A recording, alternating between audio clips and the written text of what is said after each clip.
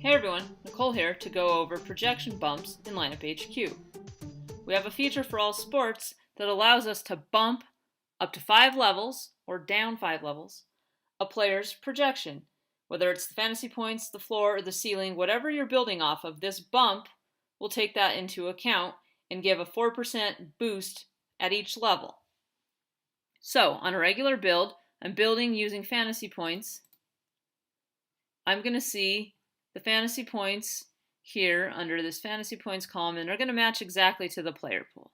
But if I want to bump somebody up or down without actually touching those min and max exposures or messing with the RotoGrinders projections, I can do that with the bump. So let's boost Bryce Harper 2 levels in the ceiling category. So his ceiling is normally 40. I'm going to build using ceiling and give him a boost. And now in my Bryce Harper lineups, you'll see he's at 43.2.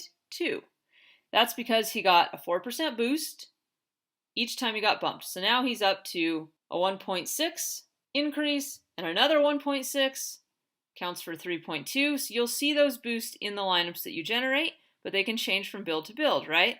Xander Bogaerts was at 100%. If I want to bump him down, I go back in here. Maybe I drop him 3 levels. Let's see what that does to his exposure. Now he's down at 60% for this particular build, and his number went down to 39.76. So he showed up in a smaller amount because of that drop, and my randomness and whatever other build settings I have going on helped contribute to him falling there. But what's happening is the optimizer is giving us a different projection for that player without actually having to go and change his fantasy points projections for the slate. Until next time, this has been Nicole Valencia for the Lineup HQ 2-Minute Drill.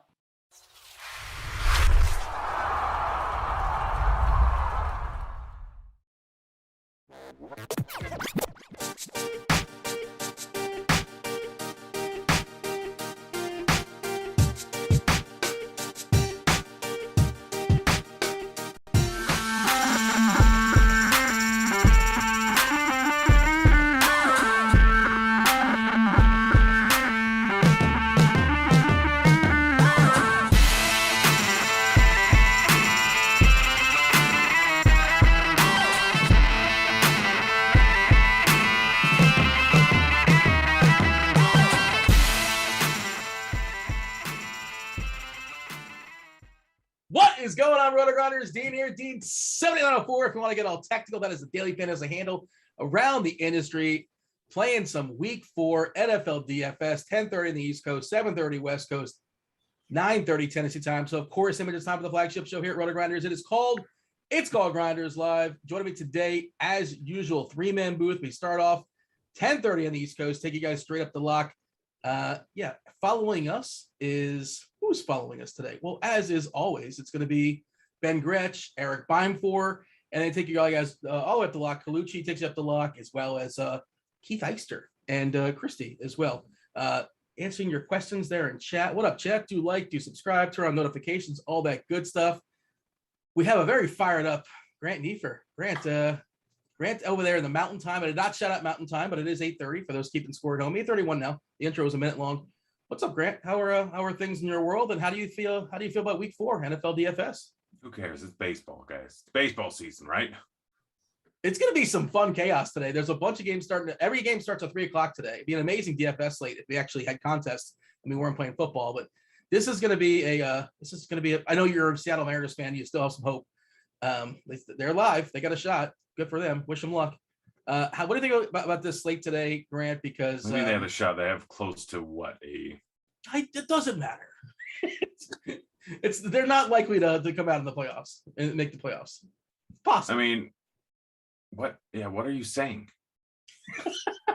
We're talking about the NFL DFS slate, not the Seattle Mariners. It was a good run. As if it's over.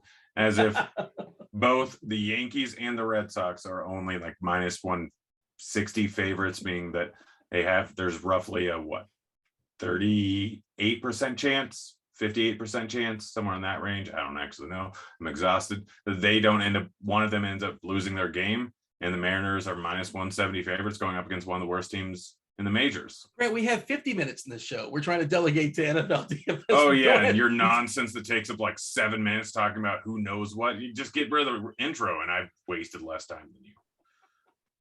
Andre, what's up, man? How are things in your world? Andre absolutely crushes the tournament world. Andre, week 4, what are our thoughts? What are we looking at? There's a lot of interesting plays, not a lot of plays that I've seen so far that well, they fit well, but it's going to be a little bit different and weird, I guess, for some of your lives, the way they look. But overall, I think it's a good slate. I actually kind of like it a lot better than the past slates. Last week, I thought it was going to have a good week until I had too much Daniel Jones with his receivers who got hurt. So this week, I'm looking forward to bouncing back and performing well.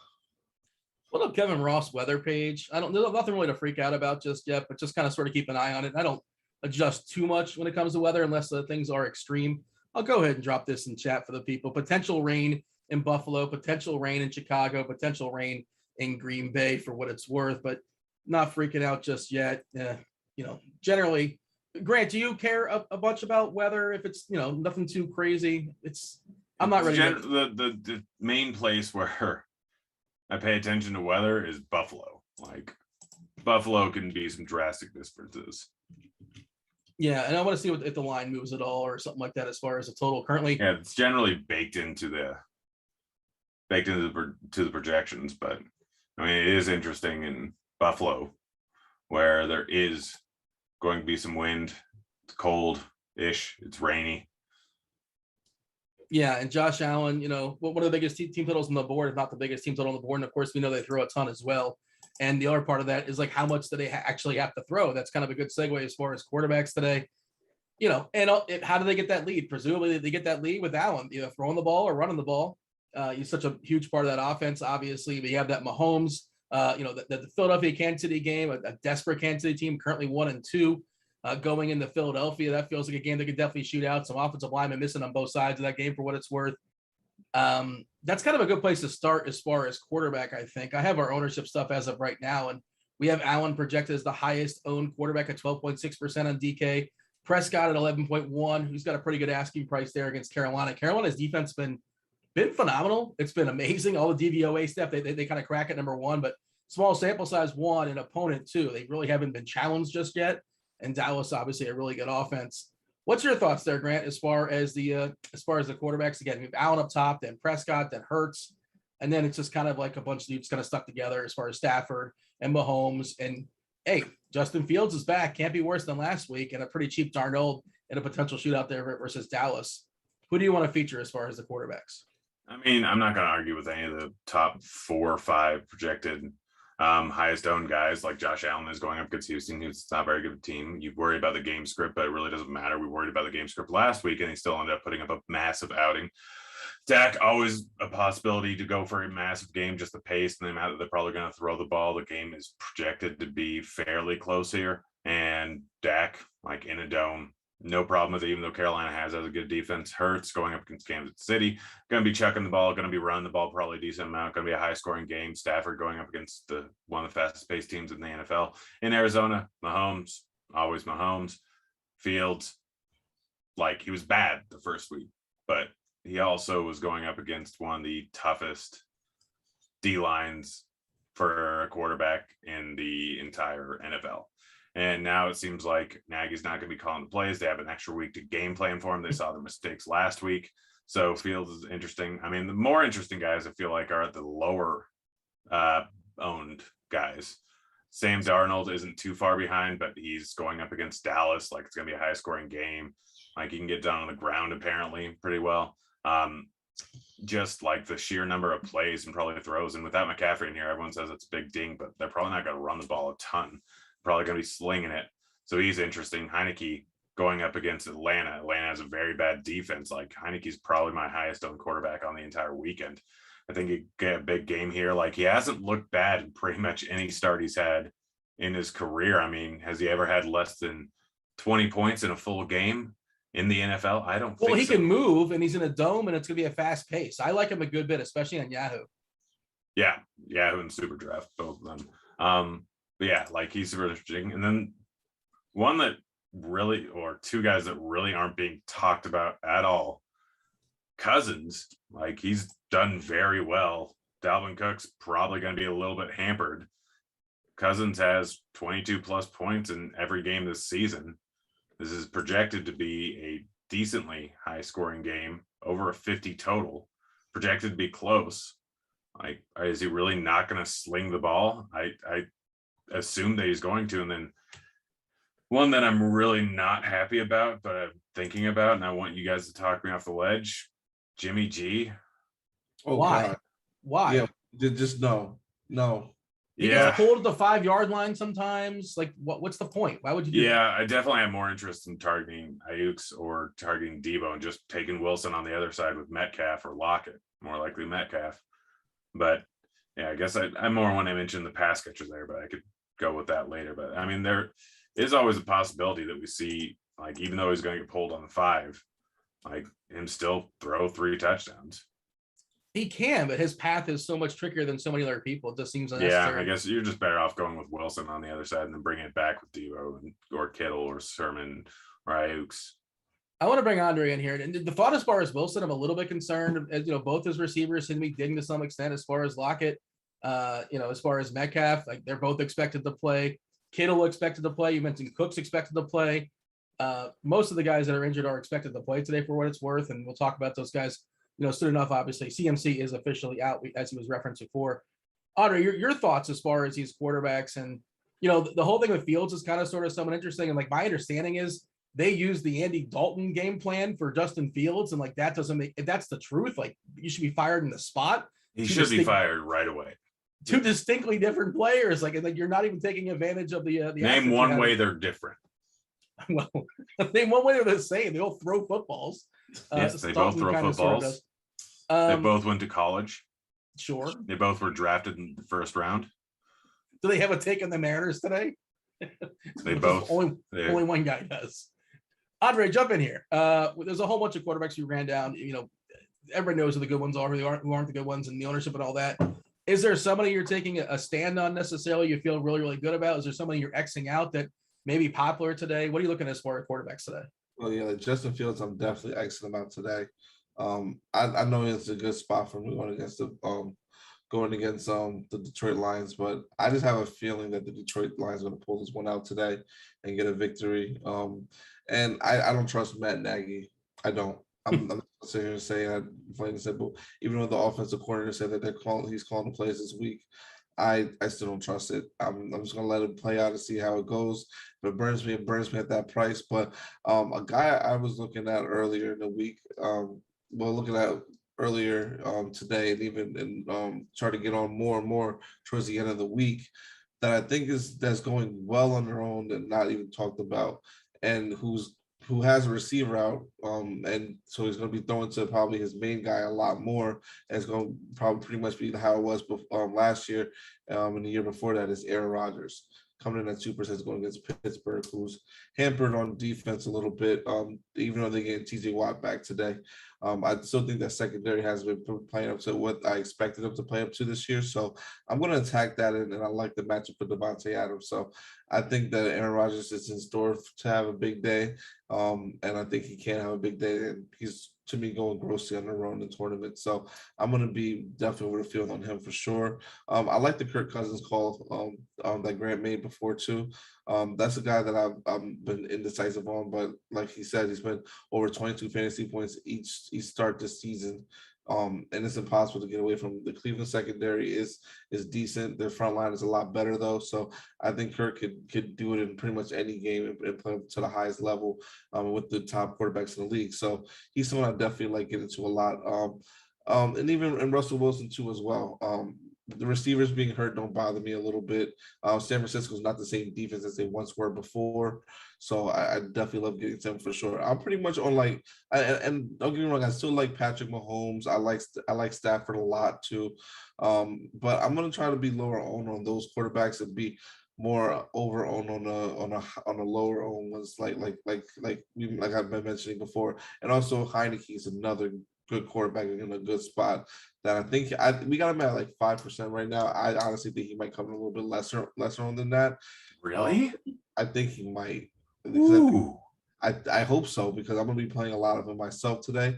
I just feel like everyone's going, like I've been hearing just about the industry so much talk about Matt Stafford, who I love today as well, but Patrick Mahomes as well. And I think people are gonna play Patrick Mahomes a lot, and also play that Dallas Carolina game a lot, which those two quarterbacks are also in good spots as well. But that game is to me, yes, it is a toss up, but it can also go under.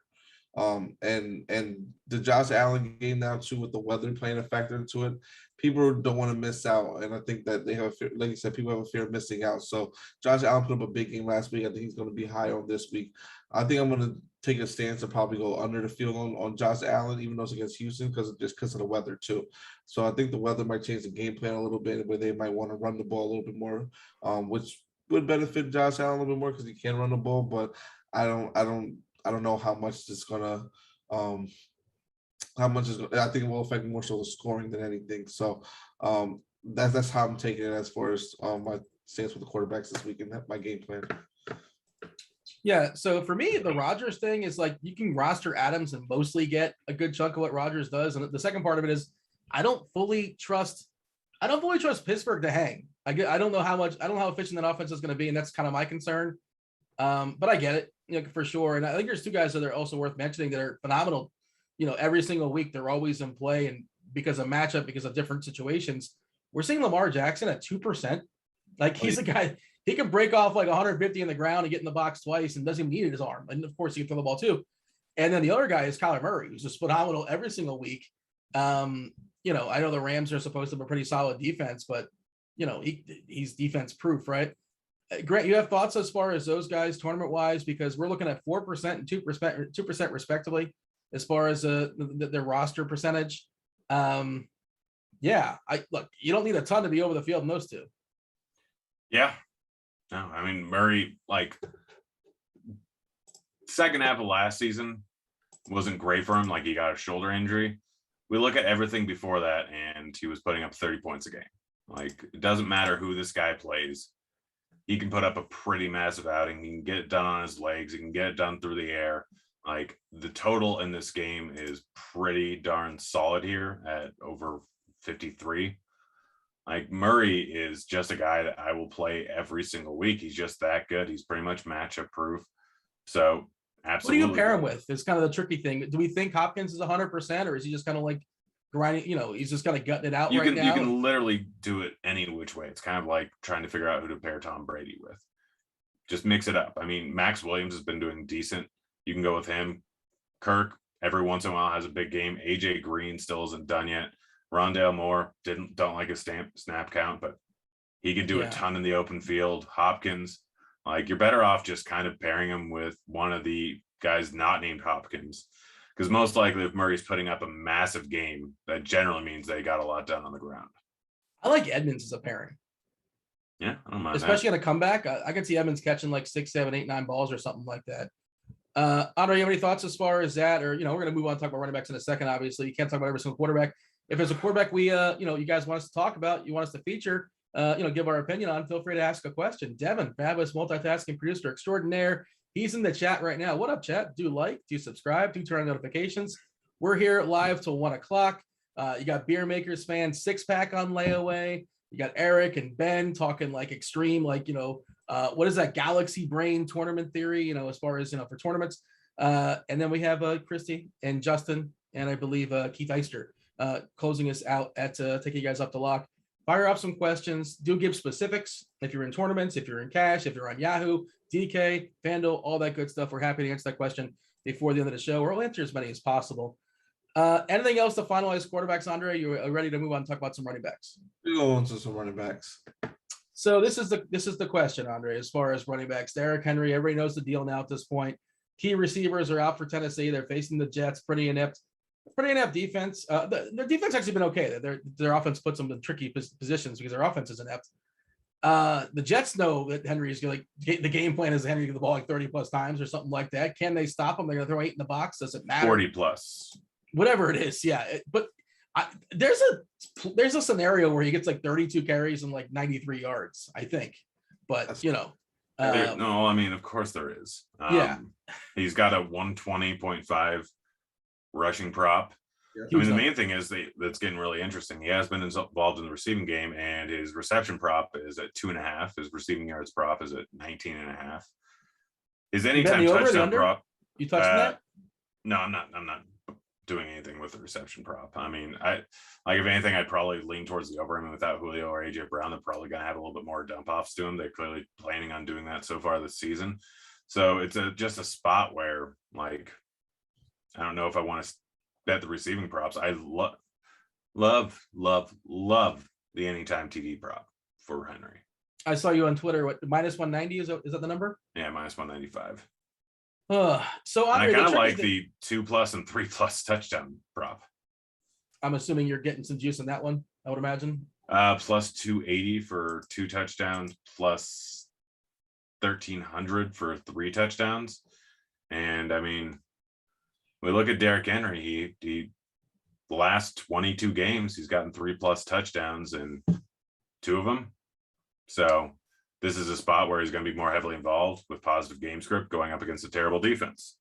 Hey, Grant, since I have you right now and you're firing off some bets, if you want to, but you're in a legal state, you want to get some bets in today, BetMGM, use promo code GRINDERSBET. You bet $10, you get $200 instantly when your team scores a touchdown. So again, don't bet on the Jets because they may not score a touchdown.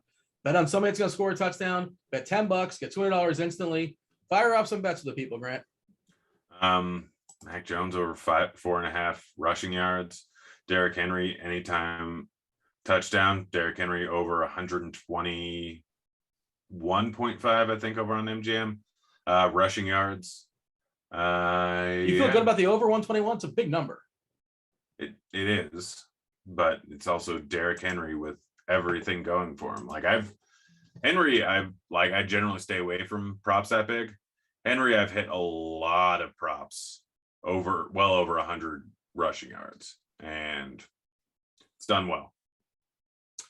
All right, I want to have the conversation as far as Henry and DFS. The tricky thing is, like, Henry, the way he plays, he's best suited for sites like Yahoo and sites like Fanduel, but he's going to be most heavily owned, far as I can tell, on DK for price reasons.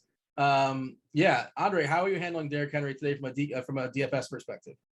It's impossible to not want to play him. I'm gonna play him. I'm definitely gonna be at the field. I'm still trying to figure if I want to be significantly over the field and lock him in, or if I want to take chances being the tournament guy that I am and be over own on another player who I think is in a great spot too, like Alvin Kamara going against the Giants, who I really, really, really like a lot today. And another guy I think we have that's going underrated and not talked about, I think, is Nick Chubb. He's someone I think Chubb is another good option today going against Minnesota. They're not that great against the run, and I don't know why he's coming in at like 4% owned. So I'm inclined to want to try to get some Chubb in my lineups and get a lot of them in as well. So in that upper tier range, it's some options that I think you can get to that are cheaper, but it's just a matter of like how many touchdowns is Derrick Henry going to have? Like if he has like 50 fantasy points, then you need him. Because I priced him 8.8K, but if he's like gets like 1 touchdown and puts up like 30 fantasy points, I'll survive and I'll be all right. Yeah. So it's just a matter of taking that chance. So I definitely will be at the field with him for sure. He's too good of a play to pass up on. It's just a matter on the Jets to see what they do defensively, but yeah, he's just overall a smash play, and probably just I wouldn't say lock him in, but have a good amount of him. Currently not in my FanDuel cash lineup. He's just too expensive there. He's in my DK cash lineup. He's not in my Yahoo cash lineup. By the way, if y'all are not playing Yahoo, use the promo code GRINDERS25 for a free $25 bonus on your first deposit. If you missed out, it's full. It filled sometime in the middle of the night. They had a contest. No, it filled at 6:30 Eastern time today. Which is what time? 4:20 Mountain time. Which is the middle of the night. Yeah. No, it is morning. Now you're getting all technical on me. Literally When do you think the sun generally rises? Let's see. What's The the sun was down when it filled for you. For me?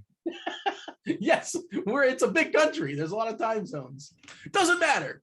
The point is, there was $1 million contest where they were only taking in $750,000. They're giving out $1 million, guaranteed all the overlay, all the rake, zero rake. Doesn't cost you anything as far as the house, and they just gave out a bunch of money, and that's how it fills up. There you go. They also have single game slates, Monday night for this showdown slates, Monday, Thursday, and Sunday night. And free is also the Yahoo Cup, which is $150,000 in weekly. I'm projected to win $2 on that. The Yahoo Cup. The Yahoo Cup. I'm in it. I don't know where I'm at currently, to be honest, but there you go. All right. So your thoughts there, Grant? What are you doing with Henry? And then do we assume, are we okay with Dalvin Cook? Are we kind of sort of somewhat hesitant? Are we kind of sort of somewhat hesitant with Henderson? What do we do with these guys that are back?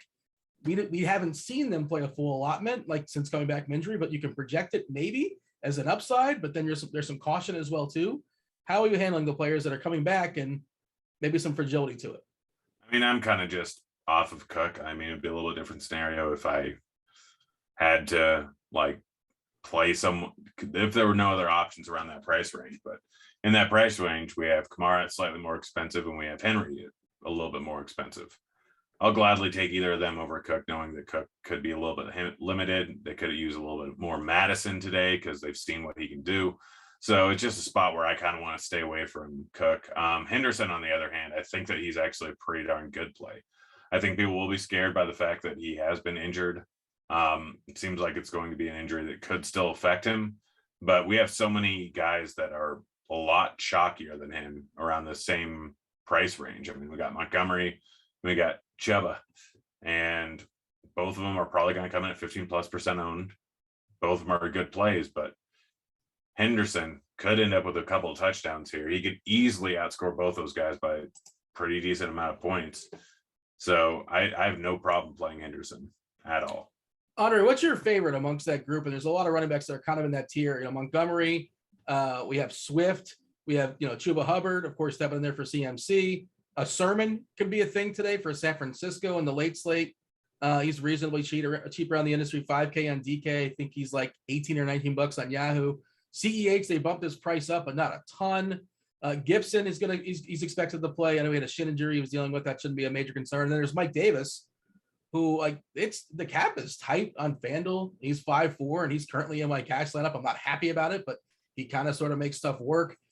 Pretty cheap, very cheap on Yahoo at 14 bucks. There's just a bunch of guys that are just sort of I don't want to say the same, but they feel like they're the same, and I don't really know how to separate them from the bunch. I like Montgomery, probably the favorite out of that grouping. What about you? Well, what say you? And then there's Harris as well for Pittsburgh. And is he going to catch 27 more passes today? Probably not, but Ben can't throw the ball. And then, I could definitely see him catching 7 or 8 more passes. Thoughts on all these guys? Yeah, I like Harris today a lot too. Because he's one of the plays I'm looking at too. Running back is there's so many good plays. It's going to be hard to get him in, and with that position being so volatile, there's a lot of guys that could go off. Another play I do like that I don't think anyone's really talking about is Jonathan Taylor going against Miami. Just because the Miami defense has been horrible. We saw what both running backs did from Buffalo last week to them, and just put up good scores at pretty much probably no ownership. I saw because I have one of my season-long leagues. So to me, it was beneficial, and I could see Jonathan Taylor doing the same thing as being a primary workhorse back, especially with Carson Wentz being hurt still with his ankles. So I think they're going to give Jonathan Taylor the ball about 20 times, and I can see him going for 100+ yards and a touchdown or 2 in that matchup. So he's someone I like. My favorite probably is going to be David Montgomery in that game against Detroit, just because it's a good spot for him. And I think the offensive coordinator is going to run the ball a lot more than what they did the last game. I can see that because I think Montgomery did not. He only got I believe he got 10 rushing attempts last game, but the first two he had 20 and 16. So I think he will be around that range of probably more so in the 20 rushing attempts range, because I think that's key for them to be successful if they want to win today, and a formula they're going to have to go with, especially when you want to give Justin Fields some time to throw the ball and get the defense off his back. So out of that group, he will be my favorite for sure, but then followed closely, like I said, by Jonathan Taylor, who I like a lot today. And then I also do like Chris Carson as well, going against Seattle at low ownership. Going to be a little bit over the field on him. Nobody's going to play Carson. That's an interesting play for sure.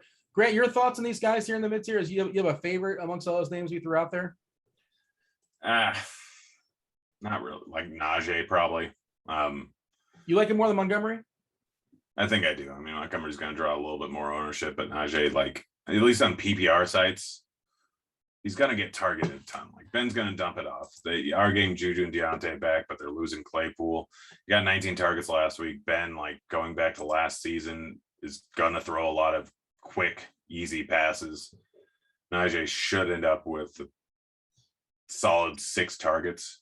Like Montgomery, there are a few different ways that things can end up going, and there's a chance the Field's just terrible again today, and they can't get into the end zone. But I mean, you can't go wrong with most of these guys. I mean, Zeke, Henderson, Gibson, CEH, Najee, Sermon, Hubbard, Montgomery, Swift, all are very good options. I'm kind of mixing and matching all over the place, going differently based on site. I mean, the interesting guy is going to be Miles Sanders, who's not going to come in. Yes. Yeah. I love him for tournaments. What did he have? 0 carries last game or 2 carries last game in the first half? They didn't run the ball at all.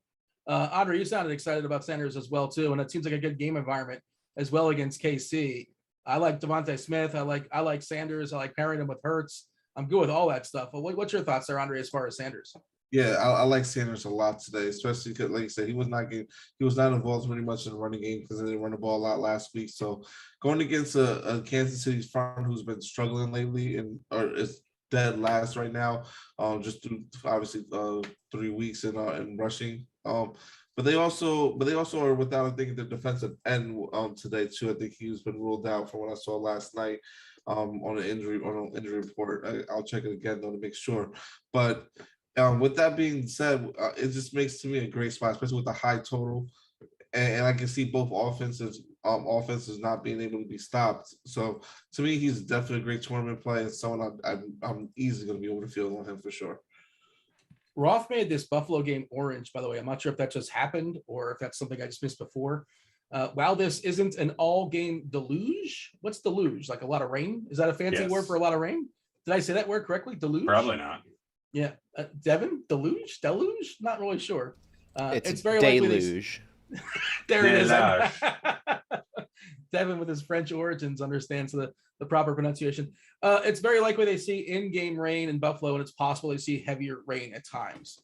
Okay, just wanted to throw that out there. Again, we're still 2 hours from kickoff. Stay tuned to the Ross Twitter account as well, too. And I'm not really sure how much to freak out about it, but just, it's of note. That's a good pivot to receiver. We want to save some time for questions from chat. Again, chat, we're not talking about the guys we want us to talk about. Ask about them, or you want us to expand on somebody, ask about that as well, too. Do give us the details of your questions. Devin will compile it and throw it my way. We'll talk about it the last 10 minutes of the show. All right, receiver. Cooper Kupp is just too expensive, I think, but he's still great in tournaments. Of course, you can play him. Tyreek, we're still kind of waiting for that breakout game. Interesting run back against Philadelphia. Seems like a great stack altogether. Diggs in the rain. We're waiting for his big breakout game too. And sure, I could see it coming as well. But where do you want to start here, Andre, as far as the receivers? What's the most important talking point? Devontae Adams is always, he can break a slate for sure. The Carolina guys are popping against Dallas. That makes a ton of sense in a dome, probably playing from behind as well. What's your, do you have a big stand as far as receivers? Somebody you're going to be well over? Well, what's your big take as far as receivers this week? Well, the guys I'm gonna be well over the field on. A guy that who's been performing well, just hasn't gotten to the end zone, and needs to get targeted. I think by his receiver more so in the red zone is Calvin Ridley. I'm gonna be well over the field on him. To me, this is a spot where like regression has to at some point catch up, where he's going to be able to get those touchdowns, because he's getting targeted a lot, obviously down on the field and being able to get the yards and the receptions, but those touchdowns need to happen, and I think that regression is going to come this game, and I think we can see a monster game from Calvin Ridley here. So he's someone I definitely want to be able to field on. Stephon Diggs also, I think he is in a spot where he can, but with that rain now affecting it, I think it's might be more of a Cole Beasley game. So I might want to, I'm gonna have to look into a little bit more, but I might want to change my exposures and get more Cole Beasley than Stephon Diggs in this type of matchup. So he's someone I would probably try to be over on for sure.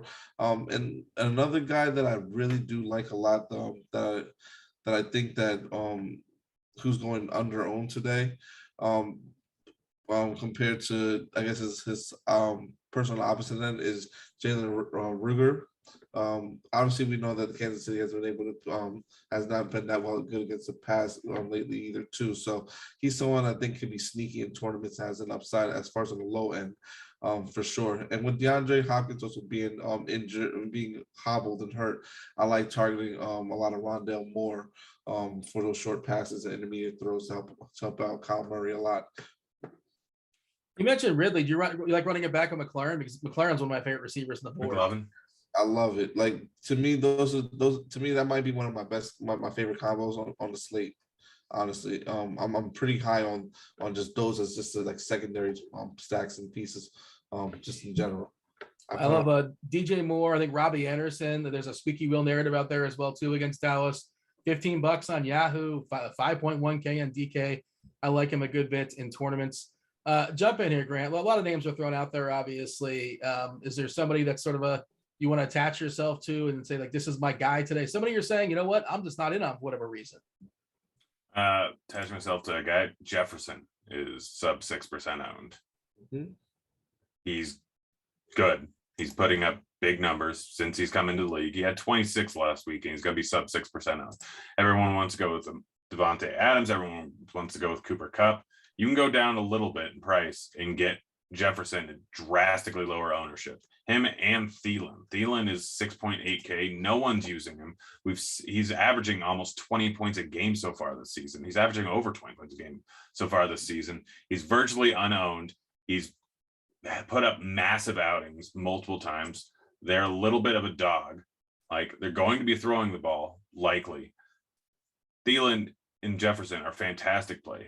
Outside of that, Ayuk and Samuel, both very good plays. Samuel's a little bit higher owned, but Ayuk's after first week, people are going to be hesitant to play him. He did seem like he was well more involved in the last game. Cortland Sutton is getting like a boatload of air yards, a boatload of targets. Like, he's good. That entire game is getting ignored. Yeah, which is ridiculous to me. Yeah, outside of that, like, I don't know. Here's what I want, Grant. This Westbrook Akina. Tennessee's down, they're two big stud receivers, obviously. This is more so of a DK thing. You don't need it on Yahoo. You don't need it on Fanduel. You can. But just the way the cap is kind of tight, especially if you want to spend up on a Henry, you want to spend up on an Adams, guys like that. I don't have a strong take on this. Like, he's going to be out there running routes, presumably, and pretty much in every single snap against the Jets. And he's essentially the floor. I know there's also who's Curtis Samuel is still minimum 3K. I don't think he's practiced for like months. I don't know how much he's going to get pushed today. Apparently he's going to be active. Actives and inactives come out 11:30 officially, but he's presumed to be playing today. I don't feel great about this stuff. But there's salary savers in theory. Do you have a take as far as the Tennessee cheapies?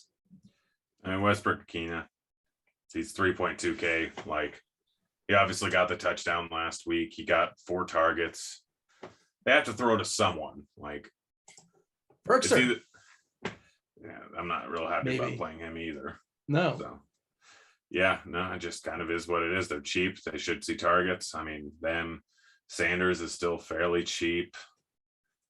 Like, I don't know, pick your poison. I mean, if we're going slightly over 5K, it's Robbie Anderson for me. Like, he's going to be targeted.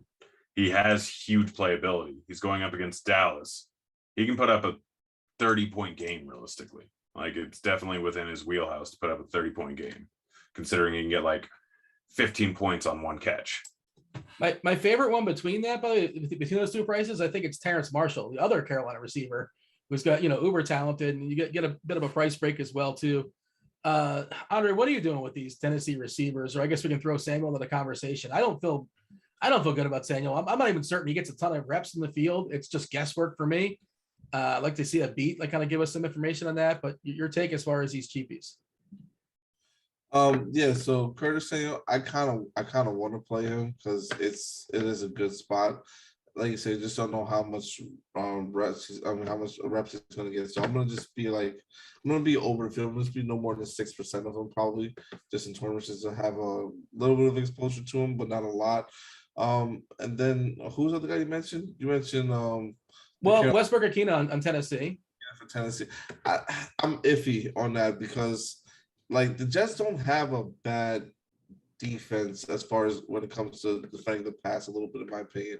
They're young, and I think they're gonna improve and get better, but they're not terrible. Like they're to me, they're like a little bit of a bend but don't break, but they're horrible against, but they're not that great against the run, in my opinion. So guys, I think a plane might have just crashed. What? I think something just happened outside. Where you at right now? Yeah. If you gotta go, by all means go, and hopefully everything's okay. Well, that's unfortunate. Hopefully everything's all right over there in Grandson in Colorado. All right, Andre. Anything else to say as far as receivers? Shall we move on to talk about some tight ends? We got a bunch of questions from chat as well too. Yeah, well, we go to receivers, like I said before. I think you can play Westbrook-Ikhine though, but I would just probably be a little bit at the field, maybe a little bit over on. I wouldn't get too crazy with it because I think they're mainly going to try to run the ball. And they have other options, obviously, like Ferguson, a tight end, who we can get into tight end now. CeeDee Lamb or Cooper? I'm gonna say CeeDee Lamb because he's more healthier. Lockett or Metcalf? That's a tough one. I want to say this game to be DK again, but I can definitely see Lockett going off. I'm back. Is everything okay, Grant? I think so. I forgot we're right next to the Air Force Academy, and it was just a really low flying plane. Oh, all right. Good to hear. Good to hear. Yeah. Glad everything's okay over there. Grant, you're back just in time. Woods versus Cup. Cup. Well, salary's a thing too. Still Cup? I mean, salary's always a thing. Yeah, but Cup has been ridiculous. But is that sustainable, that ridiculousness? I think by yes. him, he's always able to get open. Always. He does find a way to get open every single time. Let's talk briefly about tight ends. Grant, if you want to do a rundown on tight ends, by all means, we got to be efficient because we have a bunch of questions lined up from chat. I promise we'll knock out as many as possible. Kelsey, of course, against Philadelphia. Always, he's just been incredible every single game. Kittle, I presume he's going to be good to go. I assume he's going to play a majority of the snaps. I don't know. That's expected for the late game. Pitts, he's breaking the area odds monitor. Like, in theory, Pitts is going to break out one of these days in a dome. Hawkinson, maybe there's some flop leg. Thomas, you can pair with Heineke. I don't mind that. And then there's the cheapies that kind of make stuff work on DK, which is a lot of fun. Like the Evan Ingrams of the world. Disley's going to be a cheap guy. I mean, I'm going way overweight on Kyle Pitts. Way overweight. Like, may turn out terribly again, as pretty much since the entire season. But yeah, I mean, he's very talented. He's very good. He's going up against Washington. Washington really hasn't been that great versus the pass. Pitts should be running a lot of routes. They need him, even though it didn't work out last week. I really don't care. It was more of just him not getting targeted at all in the first half. Still think they're going to get him heavily involved. I think Ingram is an interesting guy at 3K without Shepard and without Slayton. They're probably going to give him a lot of targets. It's mostly in full point PPR format, but he's a guy that could end up with a pretty big game. Hawkinson, I feel like, is a little bit of an afterthought. Like, he crushed the first 2 weeks. Mm-hmm. He's their main option. He's not terribly high priced. He can put up 25 points, and yet he's coming in at like sub 3% owned. Andre, your thoughts as far as the tight ends, your favorite tight end, cheapie? How are you handling Kittle? I'm going to be under the field on Kittle. Or around the field, just because I don't trust Jimmy Garoppolo like that. So to me, that's my main concern. He just hasn't looked the same since that first stretch when he got there from New England. So I'm going to be, like I said, probably underweight on him, but I'm going to be significantly over on Noah Fant going against that in Dallas. I mean, in a Baltimore game. That defense is still beat up for Baltimore.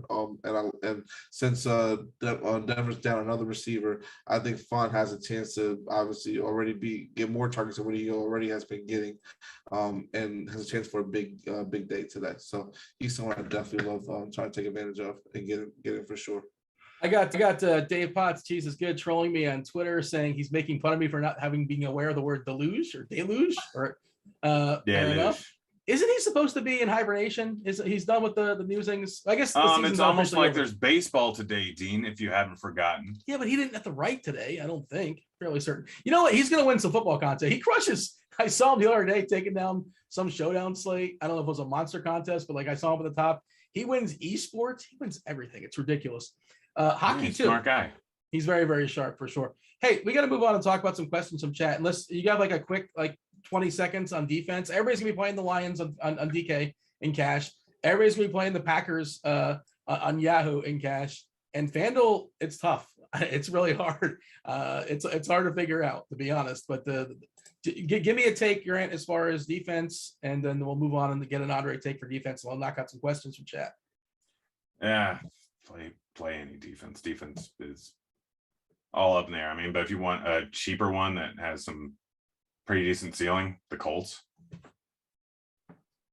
The Saints are going to be the highest scoring defense in the board. They're going to absolutely wallop the Giants. They're going to win like 38-3 or something like that. 2 defensive touchdowns. Andre, your take as far as defense? You took the words right out of my mouth, Dean. It's an excited crowd, right? You know, they're finally back after 3-4 weeks. They've had to wait for, obviously the hurricane, and the building was on fire a couple weeks ago. Go ahead. You could finalize it, or just knock out some questions. What else you have? They like the word around, because I'm a huge New Orleans Saints fan. So the word around that town is that it has that first game back since Hurricane Katrina vibes to it. So since that is there, that's going to hype up the crowd even more, because they haven't played a home game all month, and so they missed out on 2 or 3 home games. So that's just going to hype up the team even more. And I just expect this defense, they've been playing well to start the season off, which they normally get off to a slow start. So I expect them to come out and just destroy the Giants today without their 2 main receivers. And like you said, I think they're going to be the highest scoring defense today. I'm going to try to, it's not going to be hard to get over on them, but I'm going to try to be significantly over the field on them on every site that I play on today, and just hope that they get there, which I think they will at ease. Questions from chat. Again, stay tuned. After 6 minutes or so, we're going to step aside and get out of here. I believe the crossover video will be Beer Makers Fan 6-pack. And then Ben and Erik are going to talk like Galaxy Brain, GPP stuff, really deep conversation, some things you're not even going to think about. They'll point out for you. And then we'll bring it home with Justin and Erik, Keith Eyser and Kristi, taking you guys all up the lock. You're going to bat first, Grant. We're just going to go back and forth. Grant, you're batting first. This is 2 answers, double shot, 1 and 1A. Erik wants to know DK, GPP, Jacoby Brissett revenge game or Wentz. Do we like either one of those quarterbacks in that game? Not really. Yeah, I mean, not really. Andre, DK, GPP, what do we do with Henry and Kamara? Fade both? No, play one of them at least. Do you like to pair Kamara with the New Orleans defense? I presume that answer is yes. Yes, definitely. All right, DK, GPP, Saquon. We just talked. Well, me and Andre don't like the Giants' offense as a whole. What are your thoughts there, Grant? You like Saquon this week? I feel like it's not a Saquon week. I mean, I'm fine with it. He's going to be lower owned. Like, there's a lot of other guys in that same price range. So, depending on the site, yeah. Andre, if the Bills are going to score 35 points, Zach Moss in tournaments? As a sneaky play, you can do that, yes. Again, we're bouncing back and forth. Grant, you're up next. What are your thoughts on a jet stack? No. Just play Corey Davis. That's all. I like Davis that's as a really run back. good. I'm okay with that. Thoughts on whether I should pair Mahomes with Robinson or Hardman? I would take Hardman personally. What do you think, Andre? Same thing, Hardman. Grant, power rank your 3 favorite stacks. Now that's a game stack or that's a team stack, however you want to work with that. I'll go team. Washington, Atlanta, Carolina. Andre, same question.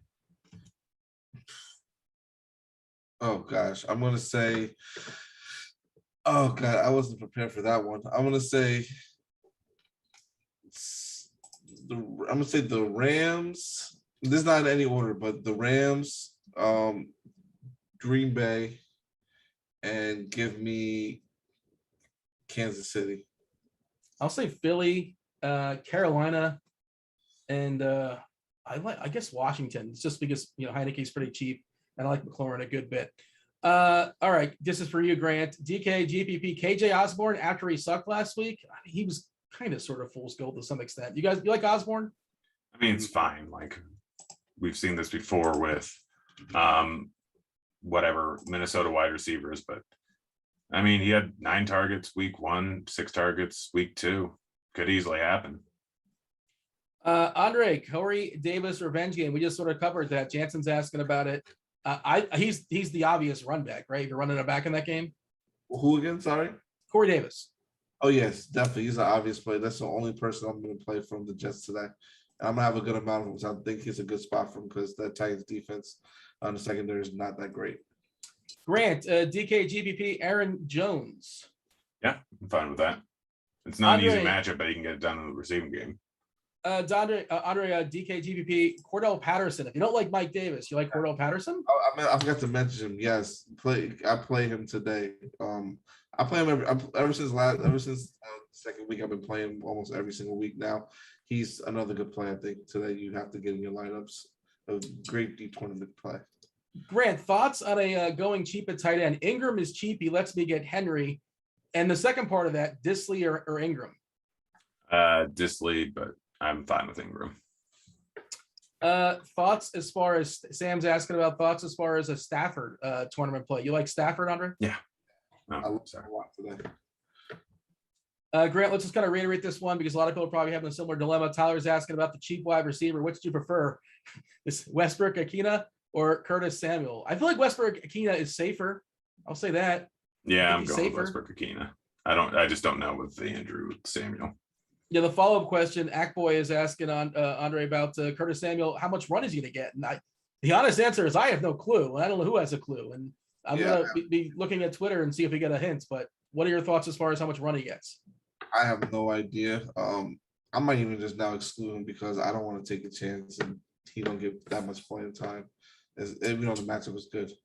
Grant, a 3v3 for Yahoo Cash. 3v3. Kelsey, Swift, Beasley versus Kittle, Mike Davis, and Ridley. First one. All right. Do you have a strong lean here? Andre, it's weird because I have a lean and I think it's against the grain. Dak or Hurts in cash on DK, cash contest. Hurts is $200 more. Who do you prefer? In cash, I would say it's probably going to be Dak because I think Dak's going to be higher owned. So just play the higher owned guy. I would say Hurts is going to be more definitely a tournament play. Yeah. Right now, I'm leaning Hurts amongst the two. Like Dak's just not running as much, and Hurts is just more part of that offense. And I mean, and Carolina's defense has been good. I'm not saying that they're like it's not been kind of maybe fluky, but I get it. Like that's what everybody else is. I think is at too, and I think that's where the rankings are at as well. But I'm pretty sure. I mean, I make more than one cash lineup, but for the most, I'm going to definitely have some Hurts. Last question for Grant. Let's see. I'm sorry. I'm scrolling and I lost it and I apologize. I don't want to lose this question. You dumb. Is there Cleveland or Minnesota stack? Do you like a stack in that game? Minnesota. Yeah. Like, I mean, I honestly, I'd be pairing Cousins with either Jefferson or Thielen. I don't think you go both and then bring it back with OBJ or Chubb. We didn't talk about Beckham, but I like Beckham a good bit today in that game. I think he's especially on DK. I love his DK price. Yahoo, he's kind of pricey, but I love his DK price, which I think is like 5.8 or so. He might even land in one of my cash lineups. All right, we got to step aside and get out here and make way for crunch time's on layaway. We have we got the 6-pack from beer is coming up, and again the big deep the Galaxy Brain show. I suppose we can call it. Sure, why not? With Ben and Erik talking some deep tournament strategy. Do appreciate y'all watching. Like, subscribe. Don't go anywhere. Again, beer's going to tell you guys a 6-pack in just a second. That was Andre. That was Grant. That was Devin producing. That was football. I was Dean. Good luck today. Enjoy it. We're out of here. Oh.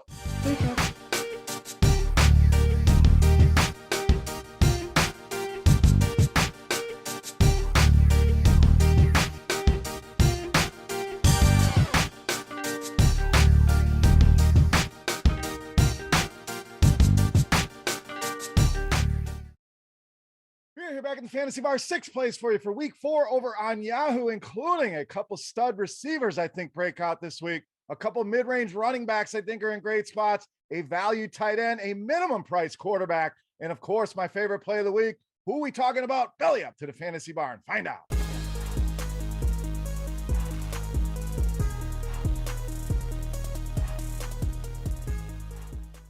Welcome in, guys. Week 4 edition Beers Daily Fantasy 6-pack. Talking some Yahoo today with 6 plays for you over there. Make sure you click the link right here and go check out 6 more of my favorite plays over on Fanduel and Draftkings as well. Thank you for watching and stopping by the Fantasy Bar. Now, before we get into things, guys, got an offer for you guys. If you haven't played on Yahoo yet, use promo code GRINDERS25 for a free $25 on your first deposit. You're going to want to use that in the $1 Million Baller Contest, $20 entry, $250,000 in guaranteed overlay here by the fine folks over at Yahoo. You just don't see that in DFS anymore. Make sure you take advantage. You get as many lineups in this thing as possible. Also have single game offerings. And of course, the Yahoo Cup, absolutely free to play, 150,000 in total prizes there as well. So tons of great stuff going on over at Yahoo. Make sure you guys go and check it out and support them today. Now, before we get into the plays, a couple housekeeping items. Click that thumbs up button, subscribe to the channel, and lastly, go and check out scoresandodds.com/beer for all of your sports betting needs, guys.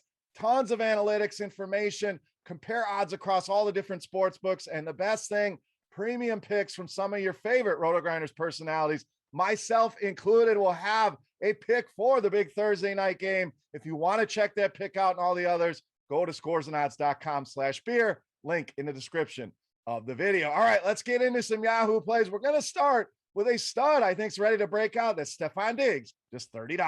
Now, $30 sounds like a lot. We're going to save you some money in some other spots, so don't worry about it. And Diggs, we know, just hasn't had that massive game yet.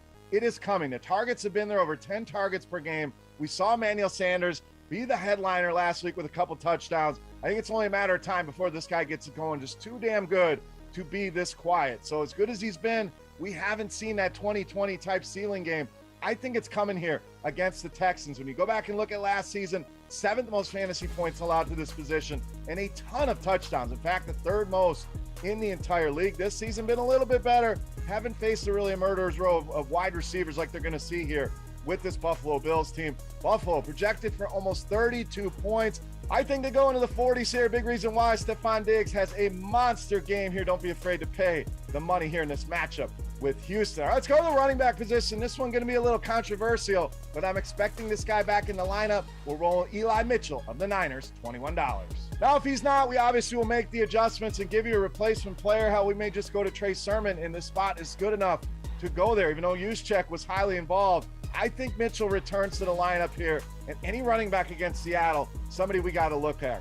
19 touches per game over the first couple weeks. So we're really getting a workhorse type guy and not paying the workhorse type prices. We know the Niners want to run the ball, establish that run, and there's not a team in the NFL that's allowed more fantasy points to the running back position this season than the Seattle Seahawks. We've seen them get gashed week in, week out. Derrick Henry had a massive game against them a couple weeks ago. I think San Francisco controls this game on the ground, welcomes back their starting running back in Eli Mitchell in a great matchup here with Seattle. All right, let's go to the tight end. We're going to get you some value here. Again, some are going to love it, some are going to hate it. We're rolling Evan Ingram, just $12.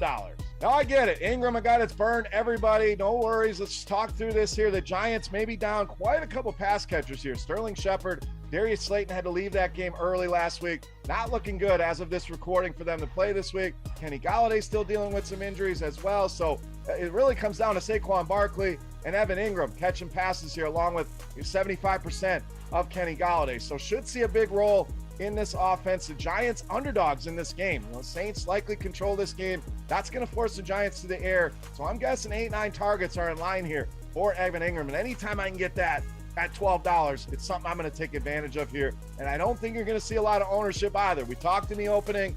People have been burned by this guy so many times.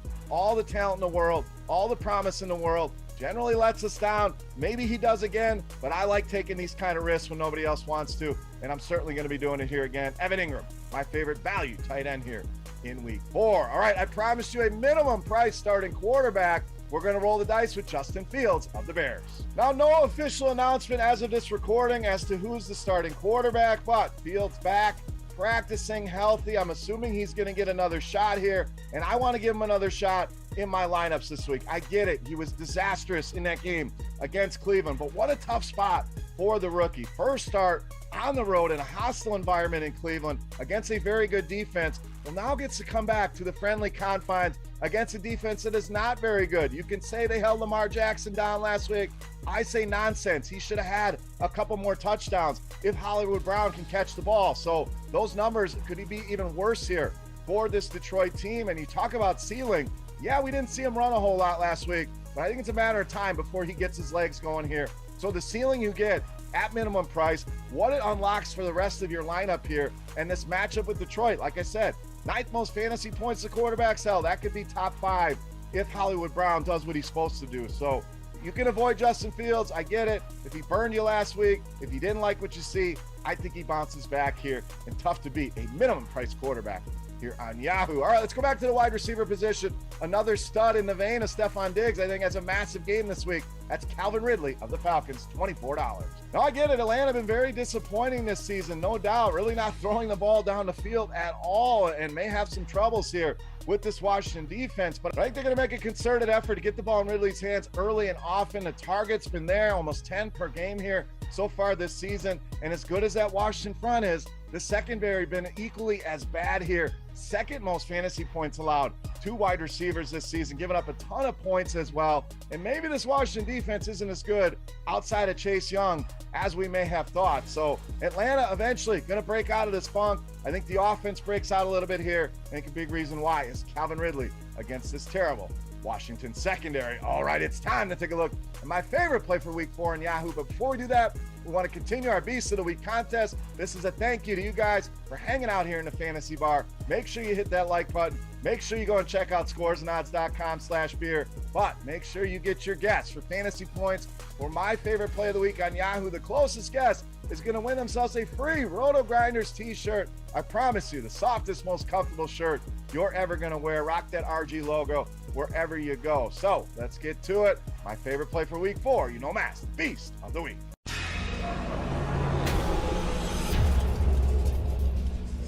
All right, Beast time. I'll you one more running back here. I think there's a guy that's very underpriced on Yahoo. That's Antonio Gibson, $23, this week's Beast of the Week. So I really like this game. We gave you Ridley. We're going to come back with a little correlation here with Gibson on the other side. I think Washington likely controls this game here, forcing Atlanta to the air. Reason I like Ridley a lot.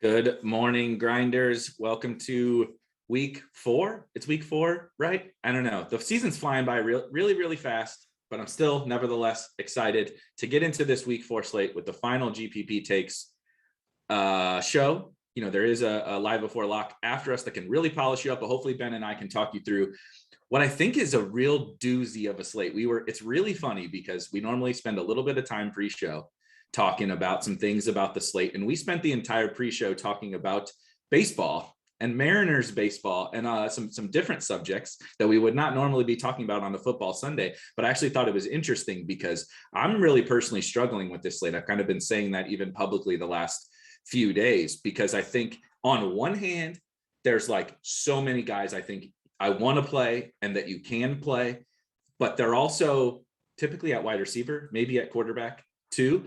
And I think running back is a little bit thin. And I think tight end is a little bit thin. And so it's creating this very awkward roster construction for me. And so I'm hoping that maybe, Ben, you can lead me in the right direction I have some thoughts for sure, but maybe you and I over the next 50 minutes or so can kind of get everybody to land in the right spot. Yeah. And I was saying to you just before we went live that I felt like, I felt the same way. This is the third week in a row we've come on, and the thing, you're right. We didn't talk a ton before the show this week about football actually, but the things that we have said before the show, we've been on the same page, which has not worked in the past in the last couple of weeks. It's probably part of that, but yeah, no, it's a week where I think it's tough to feel confident, which is, I've had that conversation with a few people that I normally talk about, that it's challenging when you don't necessarily feel confident about, building your lineups or where to go. Some of that's because, for me personally, some of the decisions I've made the last couple of weeks have not hit, and that makes it more challenging. I've gone back and looked at those and been like, look, I think these were, I took stands. These were leverage points that I wanted to exploit. They didn't pan out. Like, that's the way it goes. Right. But, it is a week where I was feeling like Blender, like you can play anyone you want, you can do whatever you want. The biggest takeaway from that for me has been, I want to be off chalky plays, which is, I think, this is what we talked about last week and the week before. Like, we're still in the early season. We're still in the small sample. People are going to be too confident in the trends we've seen. It sucks for me because I always want to play the guys I really like. So like DJ Moore is going to be one of the highest owned players on the slate. I never want to be fading DJ Moore, who I have so much confidence in. I'm so exposed to in season long and all my main events. Like, I have a ton of DJ Moore. Anyone who follows my Substack knows I've written about him all off season. But I'm probably not going to play DJ Moore today because he's going to come in so high. And I think it's an easy pivot, like to get off the chalk wide receivers in an early season situation. Like the DFS part of my brain is like, I know this is not the right play, even though I want to play him so bad. And if he goes off as chalk, I'm going to be, I guess I'll be happy for my season long teams, but it's not going to be good. It's not going to be good for DFS. I think pretty much everything that you said, it sums up today. And Tyler in the chat even says, like, I like this slate a lot, the best since week one. And I actually feel that way, but it's like, it's kind of what you said. There's an uncomfortability to the slate because, like, I think basically pretty much all the most popular plays and the most popular games, like, I don't really know how you poke a hole in it. Like, I don't know how you poke a hole in 6K Amari Cooper in that game. I don't know how you poke a hole in CeeDee Lamb. I don't know how you DJ Moore. Like, you're just playing the ownership game, right? But to that point, that's what makes this slate super exciting for me, right? Like, DK Metcalf is just a little more expensive. Justin Jefferson is just a little more expensive. I like there's tons of wide receivers. I have so many, like, all my takes are like, I feel like at wide receiver, because running back is just kind of a wasteland, I feel like. And so that, but in turn, like you said, that makes for good slates. If we're willing to just step outside the box a little bit and understand that DJ Moore's probably going to have a good game. He's probably going to have a good game, but you can win tournaments when the chalk does well. You cannot make a cent if you play the chalk and it's even just okay, right? That's like this tournament point. So we'll get into some of these specific plays, but that's how I've kind of felt about this week. As much as I really love DJ Moore and I really love CeeDee Lamb, two of my favorite football players, across the entire league, it's I can play Justin Jefferson at 5%, and I can, and there's ways to correlate and different things. And I think the crux of this, before we dive into maybe some specific players' positions, I know inactives are coming out. For me, it is like a roster construction slate. There's not, I know some people might say there's Titans value, like receiver value or whatever. There's no real value. Every good play to me is from 5,000 to, excluding the Chiefs guys, to 8,000, 7,000. Everybody's playing in this same little bucket. So making sure that you're constructing your teams with the appropriate correlation, the appropriate leverage, right? Even if you want to play the Cowboys, you can make a smart, good tournament team stacking the Cowboys game. But it's just that is making sure you're making smart, good tournament teams to have the appropriate, ownership, leverage, and all those different things. And so let's dive into a little bit of the game aspect. before we get into like the certain plays. I think we all kind of see the Cowboys Panthers game looks really good. The pricing is really good on those guys. And I will say on FanDuel, that game, like if you really want to play that game, I think it's really interesting on FanDuel because the ownership isn't going to get away from you, I don't think, on FanDuel with the pricing. The DraftKings pricing is just absurd on those guys. So outside of that game, do you have a second favorite game that really jumped off the board to you for this week? Sorry, what game did you say outside of? Outside of Dallas. Dallas. Yeah, no, I don't think I have a clear second, honestly. Like, I mean, there are several that have, big totals. Arizona and the Rams is an interesting one, and ways to play that because some of the pricing is higher. Like, I think it's really interesting that like Kyler and Lamar both look like they're going to be kind of unplayed, which like we know they have ceilings to just completely destroy a slate. I understand like maybe from a points per dollar standpoint, they don't look amazing, but they're going to be like really like I didn't know that we like didn't really expect that we would be in a position in week 4 where guys like that, like last year it was these like top 6 dual threat quarterbacks were the guys that everyone was playing every week. I didn't think we'd be in a position where those 2 guys specifically, who I think have as much upside as anyone, more probably than even Josh Allen sometimes. Yeah. That those 2 guys with their rushing ability have, are projecting for under 5%. That's hard. So anyway, there's ways to play Arizona. I think Cleveland, Minnesota has the really high total is interesting and is going to, not going to be highly on.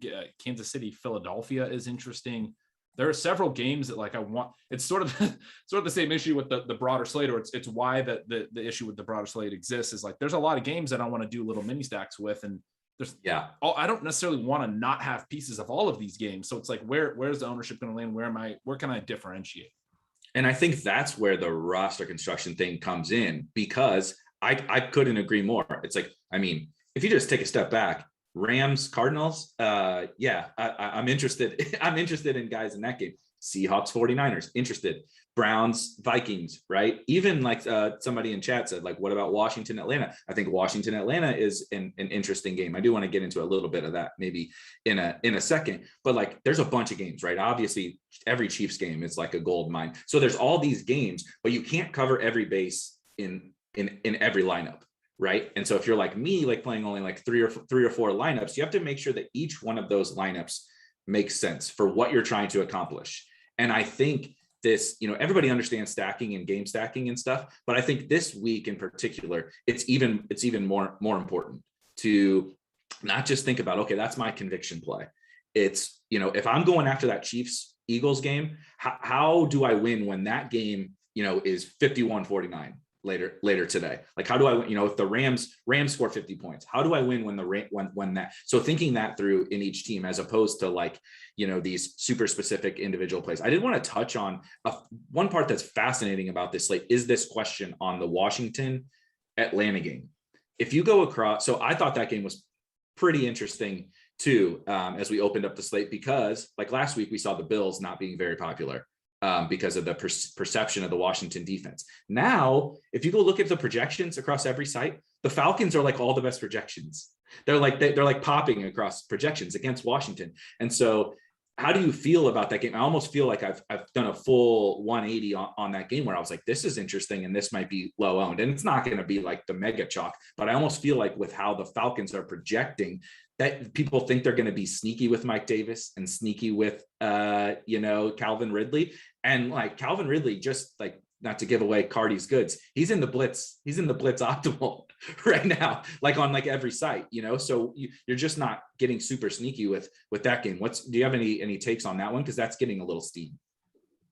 Yeah, I mean, I think that's had me sort of off it. I kind of agree with the way that you put it. I haven't bet on that game very much for those reasons.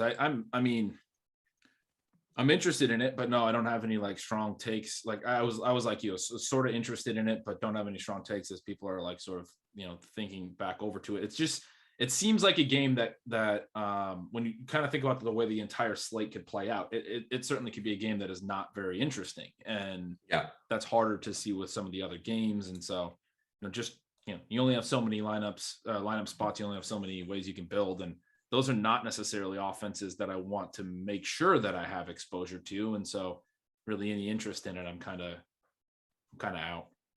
I don't hate, somebody brought up, Dalton asked about like that game stack. I do think like if you want to play, I am interested in some of the Washington pieces, I guess more so. And so then it would be kind of whatever Falcon fits in like a run back or a correlation, I think can make sense.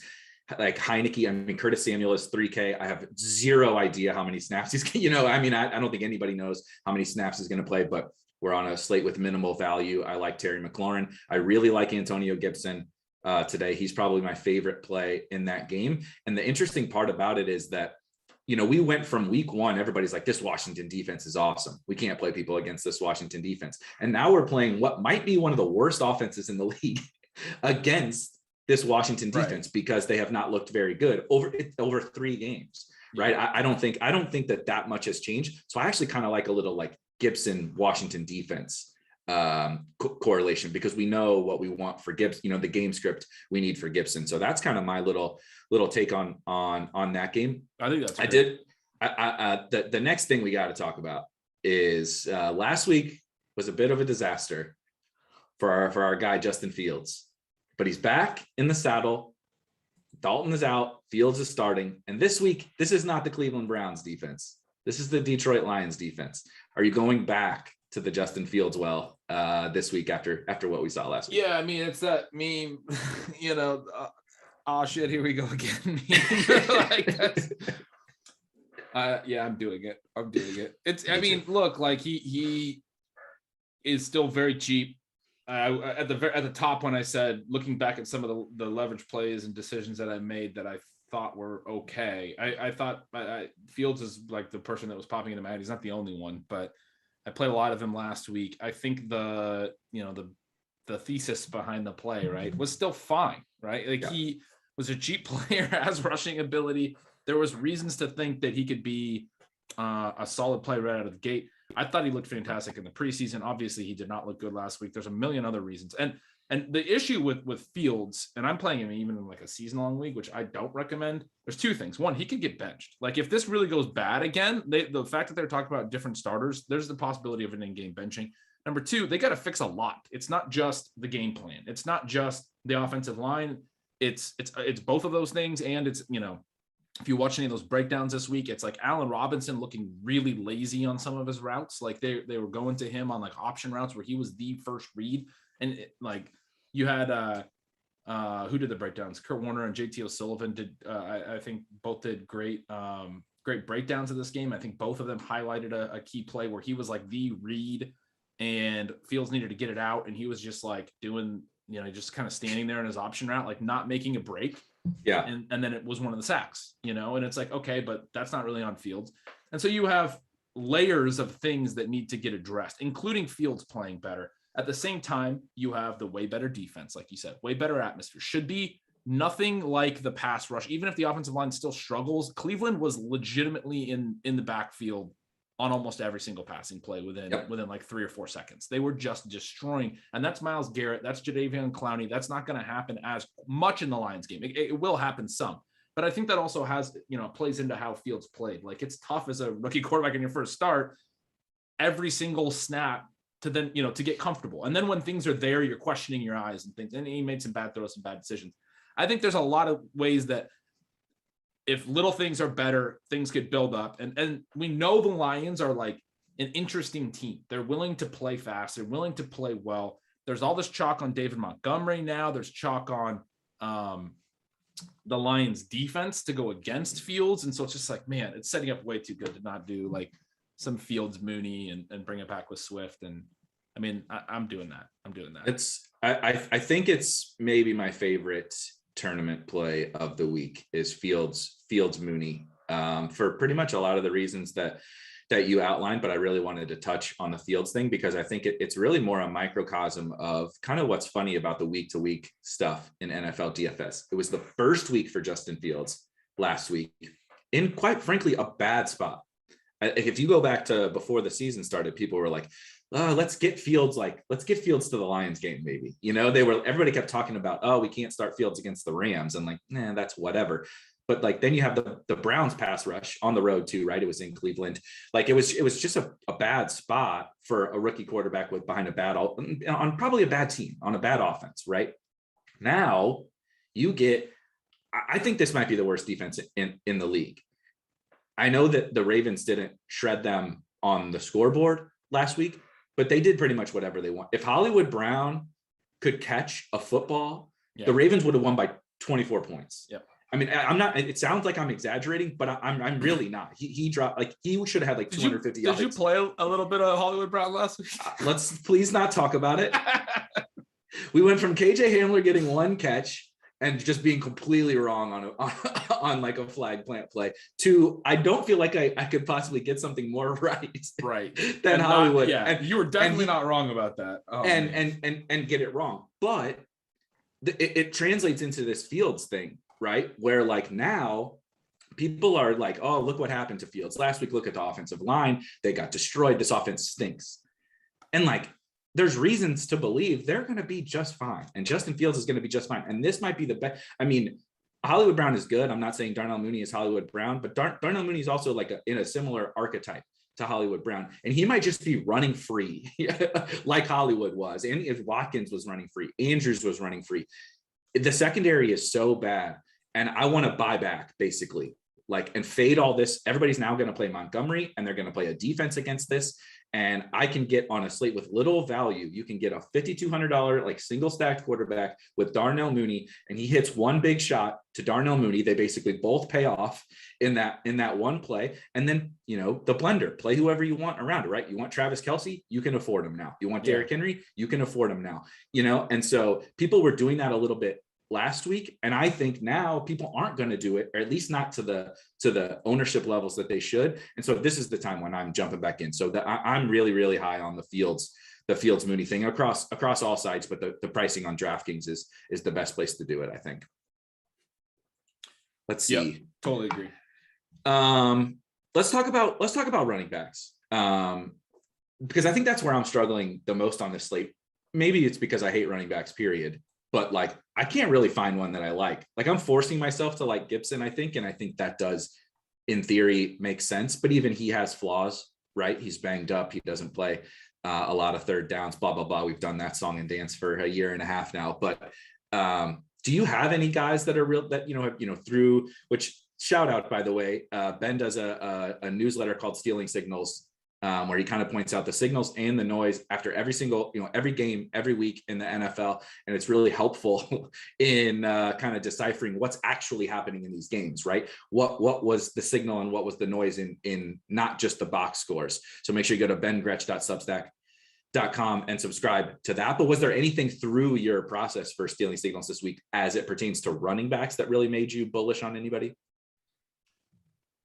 Yeah, I mean, great plug for me to follow up and be like, nothing that isn't already sort of known, like there's been a lot of talk about, like, Chuba Hubbard got the work that he got. And I'm not necessarily bullish on him or playing him in a bunch of spots. I think Montgomery is a guy that I highlighted as a buy low, but now he's really chalky, right? So I'm not going to play him. So there's not a lot.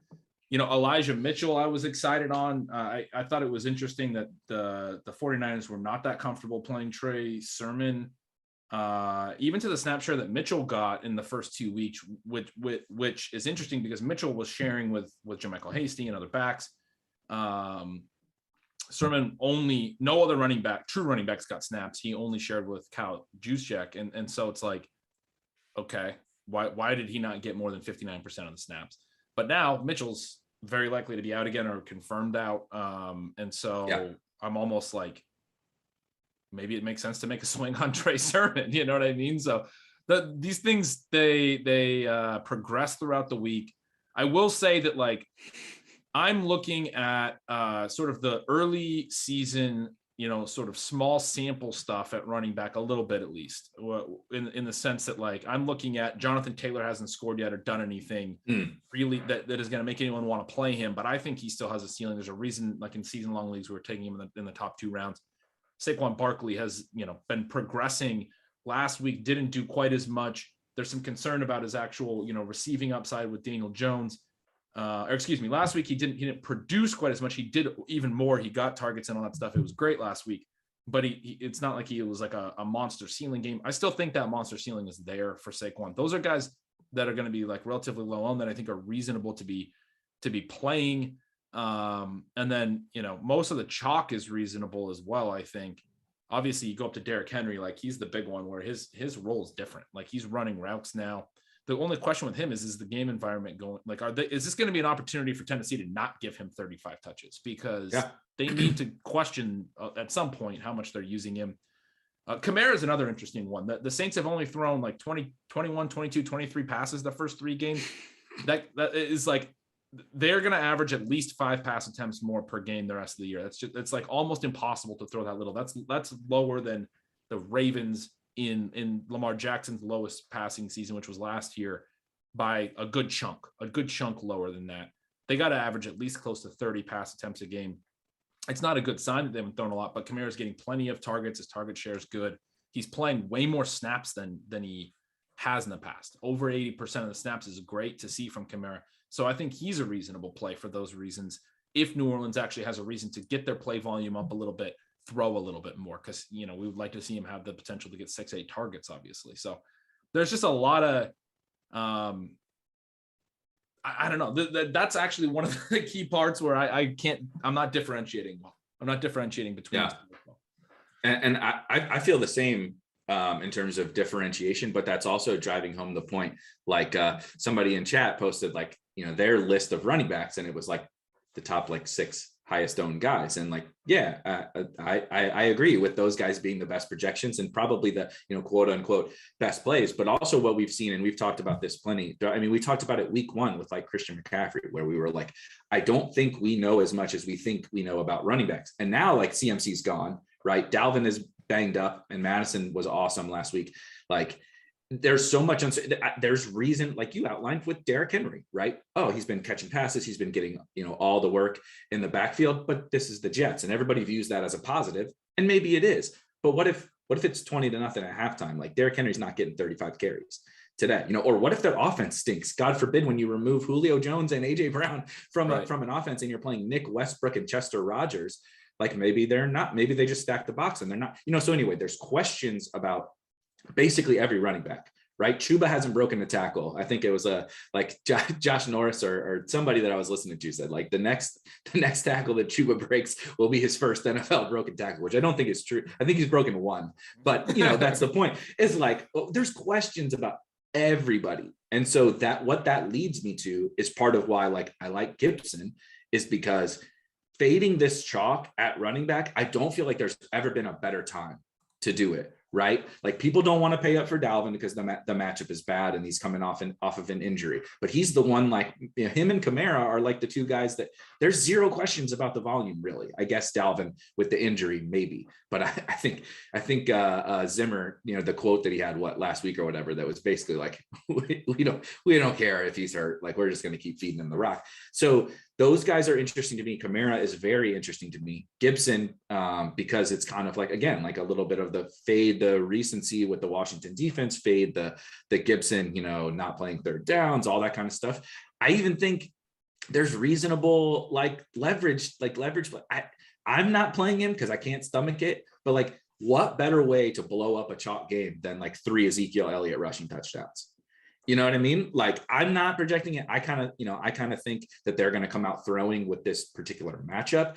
But like, if you wanted to say, look, Zeke is the best leverage on the slate, I'm not sure that I would argue with you. There's reasons you could say that. The Panthers defense they've shown a really strong pass rush. I know they've had weak opponents, but they have, I think it's 6-4 and 4 sacks in their 3 games.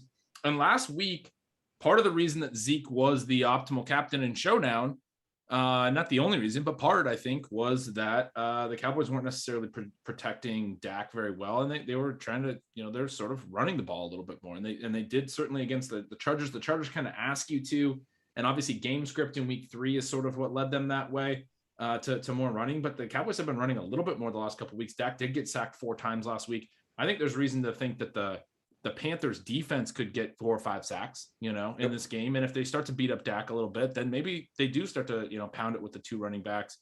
We don't know how the game script's going to go. If they get ahead, if they get a defensive touchdown early, whatever it is, I agree with you. I mean, Zeke could be the guy, and it could just be from a touchdown perspective, but it could even be from a yardage perspective. I mean, sort of a game plan perspective. he looked okay last week, but nobody wants to play him again. Right. And so he's, I'm not sitting here flag planting Zeke, but like why is Zeke worse than David Montgomery? Like, I don't really think that he is, especially when you start factoring in ownership and all that kind of stuff, that it's just this running back thing. I think there's like, no, I don't think there's a single play, Derrick Henry included, that I'm like, love it. Got to jam this guy in. Like he's a smash, but there's like 20 where I can make a real legitimate case for. A couple more that I'm going to list off. You want to get really wild about like fading what the public everybody's on Mike Davis. Like Mike Davis is the projection play. He has lost snaps to CPAT, to Cordero Patterson every single week. Cordero Patterson's role continues to grow. He's getting more targets. The offense refuses to throw the ball down the field, and he's one of their best playmakers. Maybe he goes back into a shell. The efficiency over the course of the season, of course, is not going to continue. But why can CPAT not get 7 more targets and 10 more carries and split the work right down the middle with Mike Davis? And maybe he breaks a long touchdown because he's actually an explosive football player, but nobody's playing him at 4,900 because Mike Davis projects better. I'm interested in him. And then I'm going to play to your heartstrings a little bit on actually one of my favorite GPP plays. And it's, again, a big theme for me is taking those running backs and trying to limit the amount of things I need to get right, playing this contrarian running back, right? And pairing him with his defense, Gibson and Washington. I like Zeke and the Dallas defense a lot. The other one I like, my favorite defense of the week is the Dolphins. And Myles Gaskin is in the same price range as a lot of those other cheap guys. And I think this might be, we talked in the offseason about like house of cards offenses. I think that the Colts this week, that's what might happen. I think it just might be without Quentin Nelson, with all the injuries they've been sustaining. Carson Wentz is running around on 2, sprained ankles.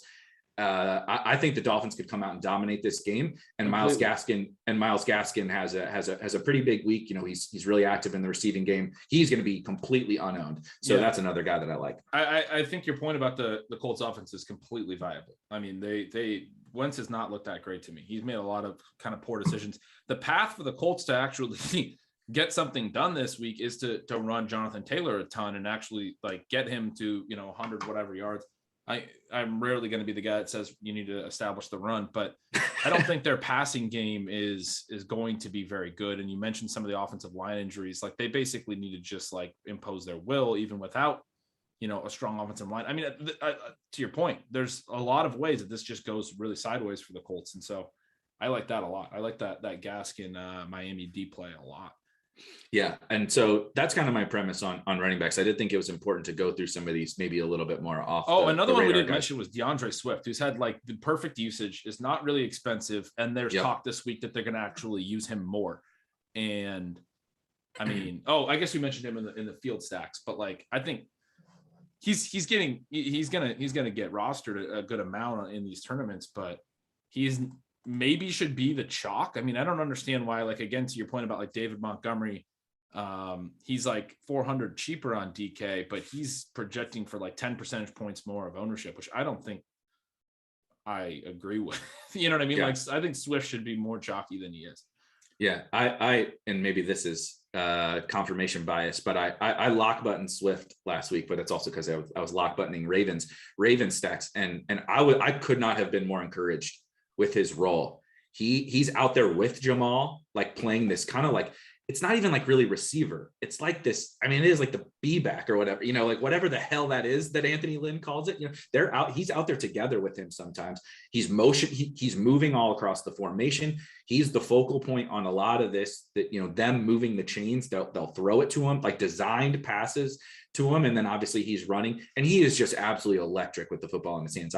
He impresses me every single time. So I know he's a little bit owned, but I think if you want to bring back to your field stacks, I love covering up a bring back with like a pass catching running back that's really high upside, like DeAndre Swift, because, if your stack does explode, I mean, Swift could catch 10 balls, and like with how thin running back is. To be clear, the play is being aware that he's going to be played, but it's a play that he is, to your point about him being electric and everything, he is a top 5 probably fantasy PPR fantasy running back right now. And I don't think, he's certainly not priced like it. He's priced like maybe 15th on the slate. And he's also not even going to be, maybe he's going to be 5th in ownership instead of, top 2. And so like you're playing a guy who's like, yeah, he's going to have some ownership, but you're saying he is a top 5 running back in PPR fantasy right now. And especially on DraftKings, but I think on FanDuel, he's a good play as well. Yeah. And there's a difference. Sometimes people misconstrue that, right? Like this person is going to be popular, but like there's ownership and there's efficient ownership. Like he should be, the point is that he should be popular. Is he still under-owned, right? That's like the thing with Derrick Henry is like, you never want to dive into Derrick Henry when he's like efficiently or over-owned because the field is all I'm actually trying to gauge that kind of this morning. And it's I so don't hard because he's actually catching passes now though. So I know what you just said doesn't necessarily apply to what we're seeing. He's really, really, really hard. But Swift is like you said, he's too cheap, 100% too cheap for the player that he is and the role that he has. The matchup is meh, but like I'm not sure that matters if you're going to catch 7 balls, you know? And so I think I would make the case he's not going to be owned enough. Yeah. So that's there's a difference between, right? Oh, just fade the chalk or whatever. One more, Nick brought up Zach Moss, which is another very interesting leverage play because the Bills passing game is going to be very popular with Josh Allen, Diggs, Manny Sanders, right? I mean, it's the Texans. They're gonna walk into this game and probably score 35, 40 points. But Zach Moss has had a pretty encouraging role, I feel like, after the week 1 inactive, which was very strange. Any takes on Zach Moss? Yeah, week 2, he scores the 2 touchdowns. They're both in the fourth quarter. Singletary got the early look in the green zone, which is, inside the 10-yard line. And so going into week 3, I was like, look, that was all encouraging for Moss, but I was a little bit concerned that it was still a Singletary Moss, hierarchy with Singletary on top. Last week, Moss played a lot early. He got 5 green zone touches in one game. I think the season high is 6 for any running back. He got all of their first 5. It was Singletary who got the fourth quarter one late, but that's what we saw with Moss last year. They liked him in close. That's why people were drafting him, higher in seasonal leagues again. And then also Moss looked good and was drawing targets better. He had a pretty low targets per out run last year, significantly lower than Singletary has in either of Singletary's 2 seasons. Last week we saw him running, similar routes, which he had done a lot last year, and actually drawing some targets and looking good in the passing game. And so I think Moss is a great play. The Bills did slow things down a ton against Miami when they crushed them a couple of weeks back. They won 35-0. Yeah.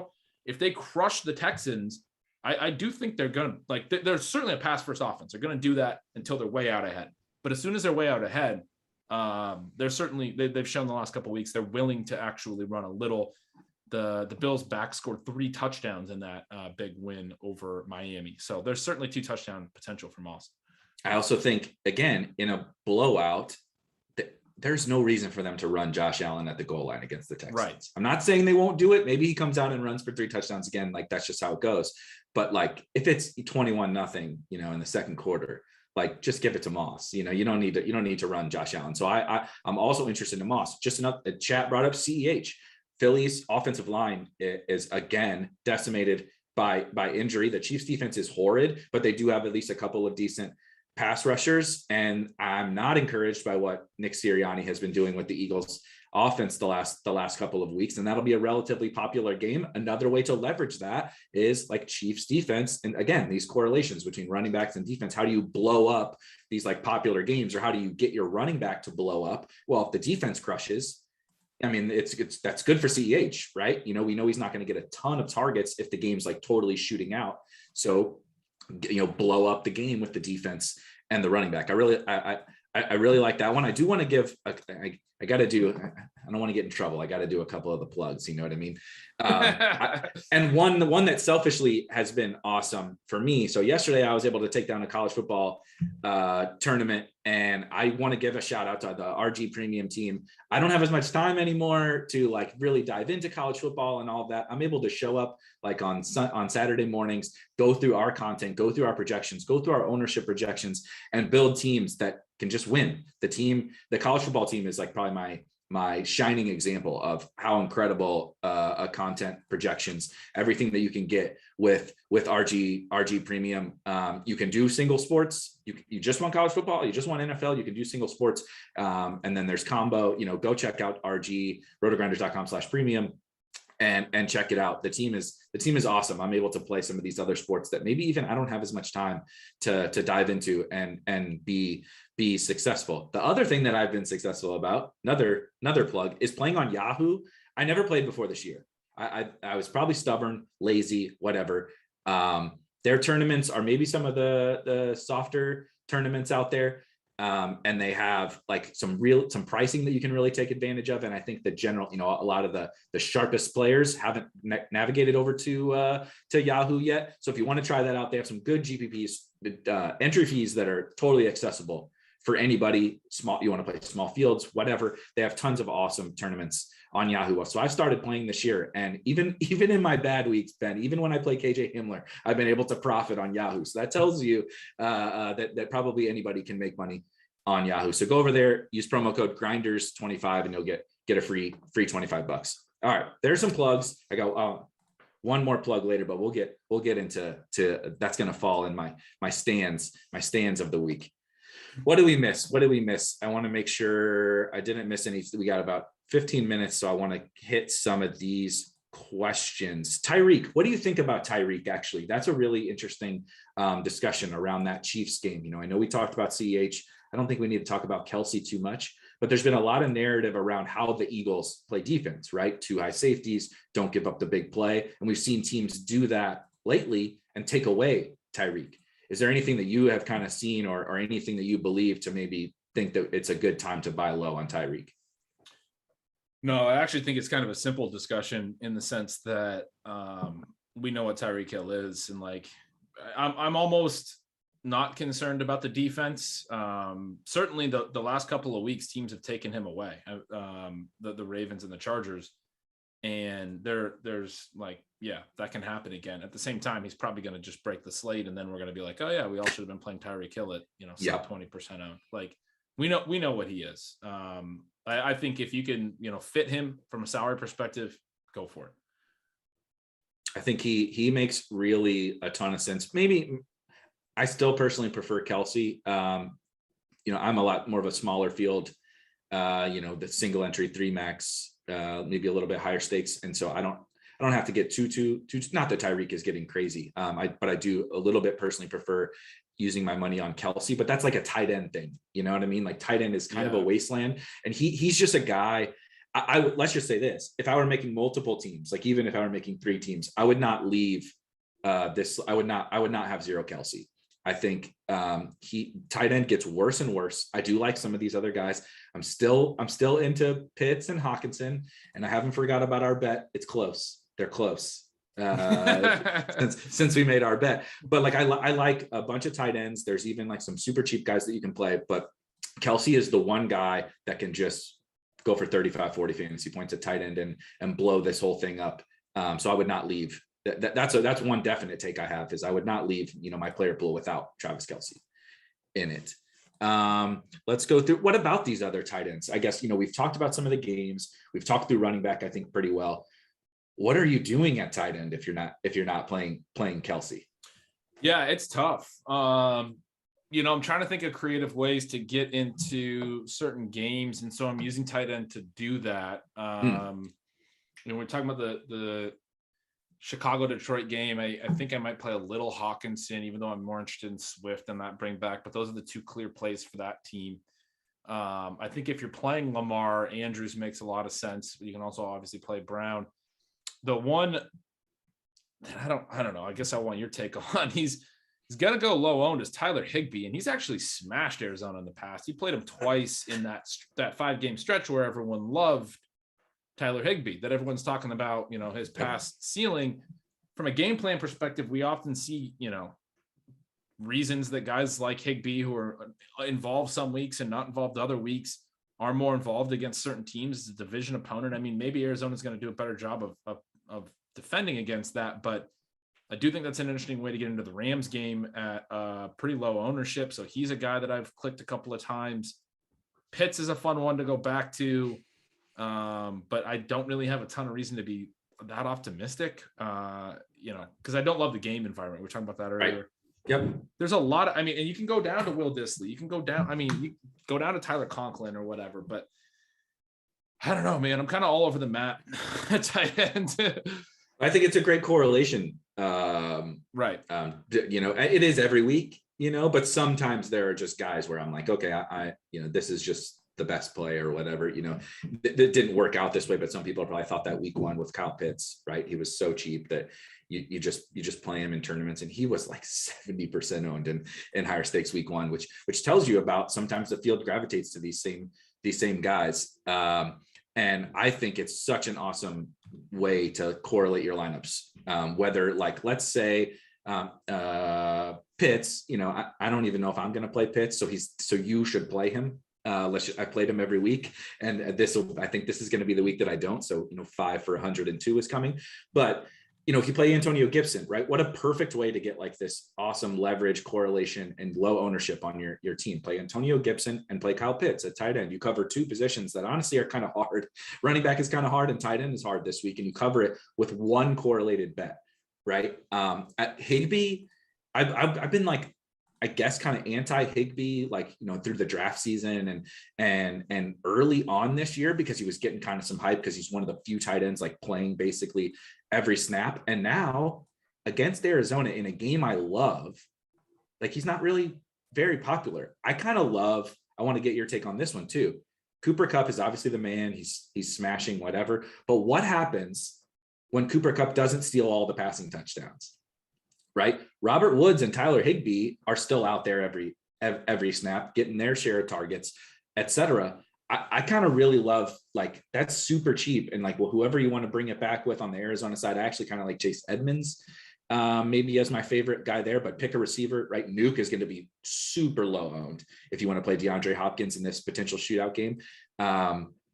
What are your general thoughts about kind of the Rams, that game? That's that game. I keep coming back to that game and how awesome I think it's going to be for tournaments. And then you also have like late swap options with it being in the afternoon. Yeah, I mean, I think you could even play like Darrell Henderson. It sounds like he's going to play. We don't know how much, but he had been playing like basically 100% of snaps before he got hurt, all through week 1, all through week 2, until he got hurt. All of Michel's carries in week 2 came after Henderson exited the game. And so all we've seen from Henderson so far when healthy is that he's played the full set of snaps. I think there's reason to think that they could do more of a split this week between Henderson and Michel, but there's also reason in tournaments to just be like, well, what if they play Henderson a ton? What if he's healthier than we think? I mean, McVay was saying on Friday that Henderson was going to be out there. He looked good this week in practice. So I think there's reasons to think him. I mean, I mentioned Kyler and Lamar at the top. Like it's hard to fit, but man, do a Kyler Nuke, skinny stack with some of the Rams bringbacks, and those guys are going to be low owned. You can play them with Kupp.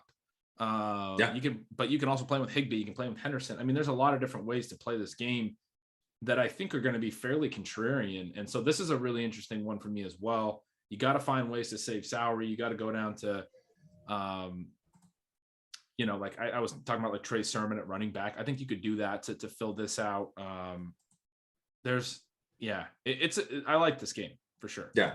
It's just one like strategic point that it kind of pushes me to is I don't think that enough people are going to utilize kind of those afternoon games and late swap and stuff. We've talked about it a lot, right? Already. It's only week 4. 2 of the weeks we were like, late swap is a huge piece of it. Ended up kind of like not really being a factor last week, because no matter if you stayed on the chalk with like Kupp and Godwin, it smashed, or if you pivoted to Metcalf and Jefferson, they smashed. So like it didn't really matter, but there was still strategy around late swap. And I feel like no one's talking about it this week, despite the fact that maybe 2 of the best games are in the afternoon. And even if we set aside those, there's still other options. And like the Baltimore Broncos game is probably not the most exciting, but like Judy and Hamler are out. I could very easily make a case for a Broncos wide receiver, right? I can always make a case for Lamar.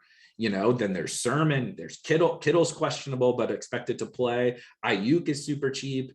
Lockett is banged up. So is DK Metcalf like this smash? There's a lot of exciting things on the afternoon. And so I'm playing 4 teams on DraftKings, and I'm making it a point on at least a couple of them to like leave a bunch of kind of optionality for those afternoon games. And so that's kind of a big point that I don't think is really getting discussed too much. We got about 5 minutes left. So let's hit at the end. We always like wrap up kind of with like a hot take or the guys from Establish the Run call it flag plants. And I got one that's people are not going to like. It's pretty similar. Pretty similar to the KJ Hamler again. Pretty similar to exactly like the GTA. Yep, the GTA meme. Yep, we're going back to it's not KJ Hamler, but it's a similar style call here. But let's hit some of these questions. I like to talk about some of these questions. DK Cash. I'll hit the Cash ones. Curtis Samuel and Lions D or Westbrook and Jets D. Good Lord, that makes me almost throw up in my mouth. I don't know what the projections say. I can't do Nick Westbrook. I'm sorry. I maybe I'm wrong, and maybe Curtis Samuel, maybe he gets blown away because Samuel doesn't really play. But I in tournaments in cash, I cannot do Nick Westbrook. They did bring to be a little bit like aware of the situation. Marcus Johnson is back, and Josh Reynolds. That they're like hyping him up a little bit. The coaches have been talking positively about him. Like I don't even know how much Nick Westbrook it's possible he's not even a starter on this team. I know that sounds ridiculous, but it's legitimately possible that it's Marcus Johnson, Josh Reynolds, and Chester Rogers in 3 wide sets, and they have Firkser. So I just don't want to mess with a guy like that. So just give me the good player. I know Curtis Samuel's good at football. Yeah, and De'Ami Brown lost a bunch of snaps in week 3. I think Samuel's going to play a lot. Like they need that third receiver spot locked down. I like that. Let's see. Scrolling back a little bit, this is a funny comment. I have a Daniel Jones Ingram lineup because I like Payne. If I'm not even willing to do that, and I'm the guy flag planting KJ Hamler and stuff like that this week. Noah Fant is Hamler V2. I don't know what that means. Amari Cooper bounce back. What are you doing, I guess, with the Dallas? Are you like full fading the Dallas wide receivers? Are you like using them in any secondary correlations on maybe some contrarian lineups, or how are you approaching Dallas? I'm not playing a lot of them, which is maybe wrong. I should probably I like the idea of what you just said, using them in some secondary correlations, doing some more. I like Lamb CD more or than Cooper because I just think Lamb has more ceiling. I've liked Lamb sort of throughout, and he's priced higher and thus is projecting for a lot lower ownership. People are going to be wanting to play Cooper. So that's one way to be a little bit different. He's still going to catch ownership, but you can get up to Lamb. So yeah, I don't mind like the more Lamb or Robbie is, the easy pivot off of Moore. Maybe Robbie Anderson has a big week. Yeah.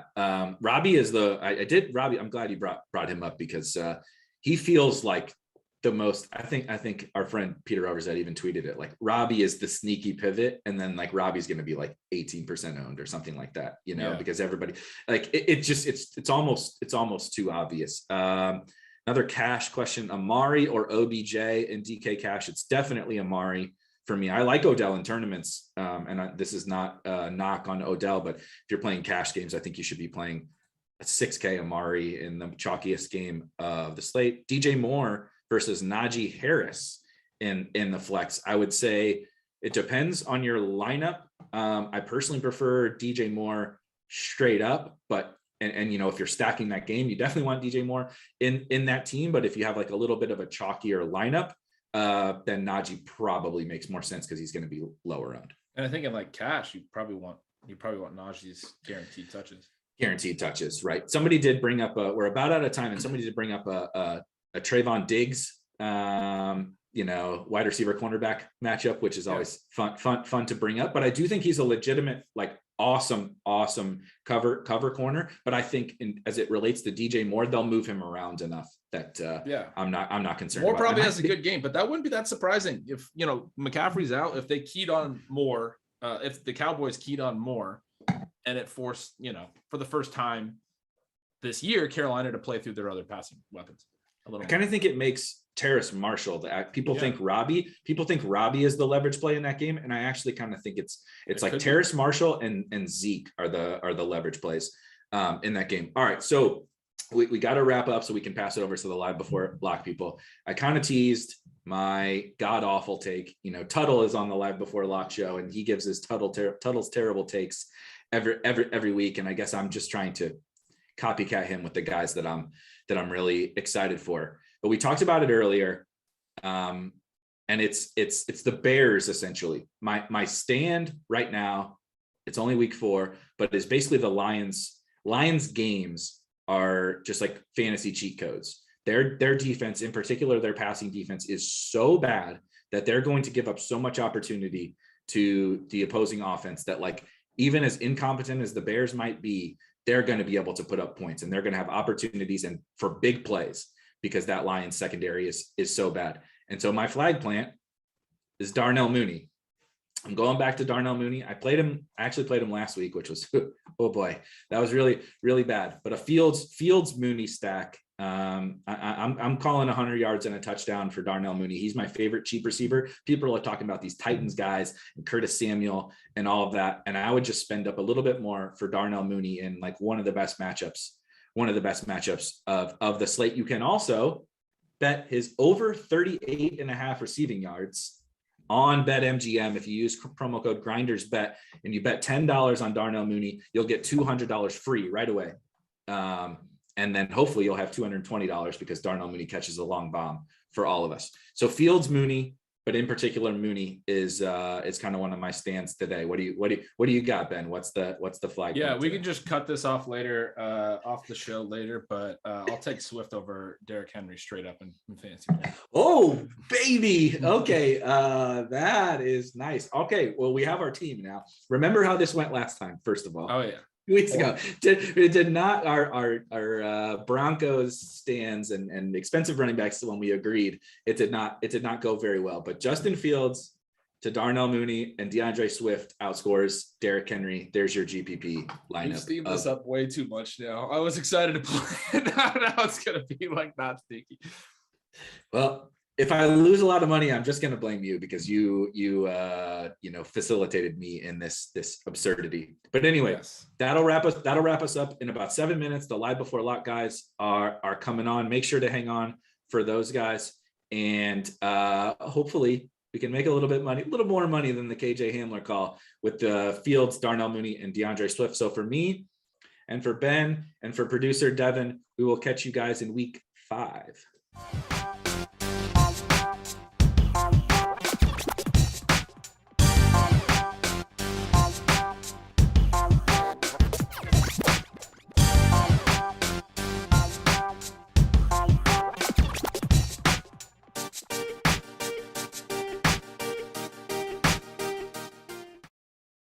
Here back at the Fantasy Bar, 6 plays for you for week 4 on Fanduel and Draftkings, including a couple wide receivers I think are way too cheap and some nice buy low opportunities. Some correlation in a game you might not be expecting. Let's go back to the well on a player that disappointed us last week, a quarterback in a smash spot. And of course, my favorite play of the week. Who is it? Belly up to the Fantasy Bar and find out.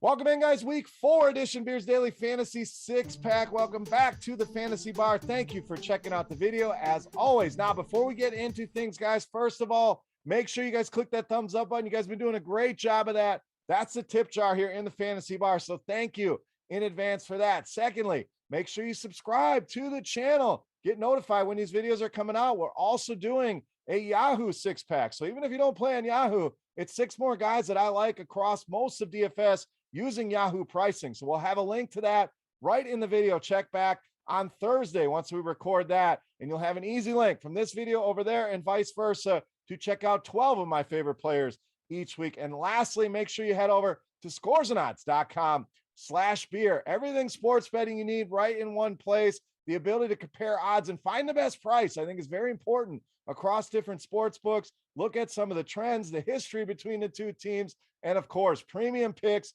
myself included, but all different RotoGrinders personalities going to giving you some of their favorite bets across all the different sports. Make life easy on you. Go check it out today. Scoresandodds.com/beer. All right, let's get into the plays here for week 4. Let's start at wide receiver. One of those buy lows I brought up earlier, Brandon Ayuk of the Niners. Now, Ayuk, great prices here. DraftKings just 5K, FanDuel under 6K. I think he's one of the better buy lows we have across DFS. Why? This guy's really starting to get it going. We saw at the end of last season, he can put big games up in a hurry here. Wasn't playing a lot. I know there was worries early on. Is he hurt? Is he just out of favor? Is he in the doghouse? Why in the hell is Trent Sherfield playing ahead of him? But we can put all his concerns to bed. 86% of the snaps last week against Green Bay looked good. Probably should have had a touchdown in that game. Tough catch. Didn't bring it in, but the numbers could have been even better. But I like that he's on the field a lot, and I like that he's going to get the Seattle defense, who's given up a ton of yards through the air. 300-plus passing yards Seattle's allowed here in each of the last 2 games. So I know the Niners want to be very run-heavy. We don't know who that running back is going to be here.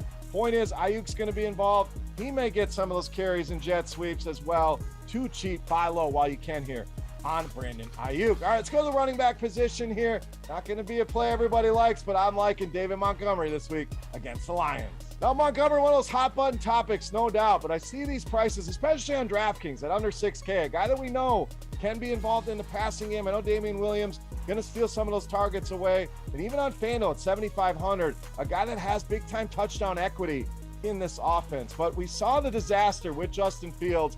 Yet to name a starting quarterback here are the Bears and Matt Nagy as of this recording, but I really expect them, no matter who it is, really get back to basics, as it says on the screen, and run the ball here against Detroit. You look at some of the numbers here from Montgomery, average 20 touches per week over the last 2. That game kind of got away from them, so take those numbers with a grain of salt. They were competitive in the first half, but it got ugly there in the second half. I'm expecting another 20-plus touches here for Montgomery. And Detroit not been good against the run here. Bottom 5 in fantasy points allowed so far in 2021, and that's kind of a theme. This team allowed the most fantasy points to running backs last season. Take advantage here, David Montgomery in a great spot here against this awful Detroit defense. Now, let's get correlation on the other side of that. We're going to go right back to the well on tight end TJ Hawkinson of the Lions.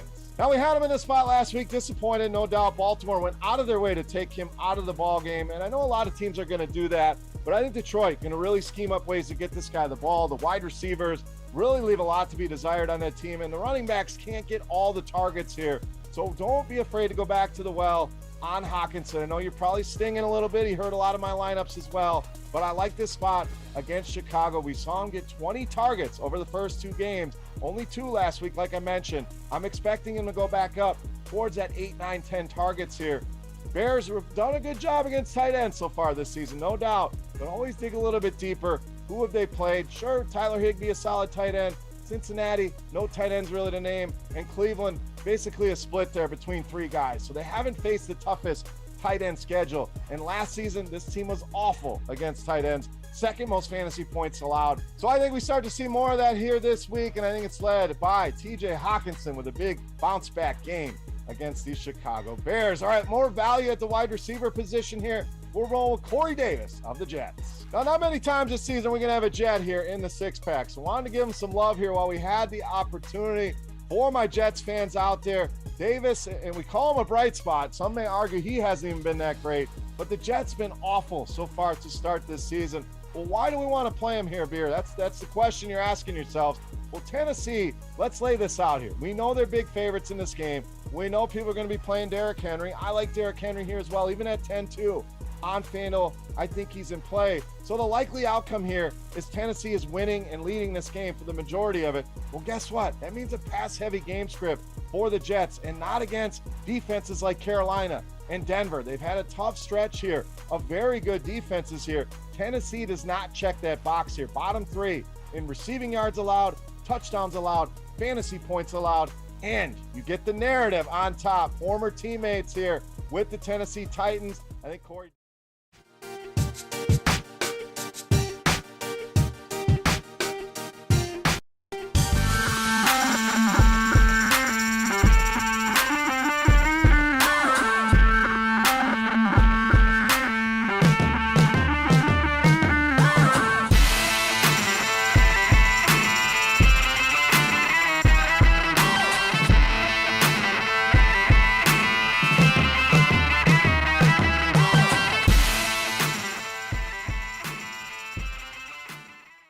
Good afternoon, everybody. Welcome to RotoGrinders NFL Crunch Time.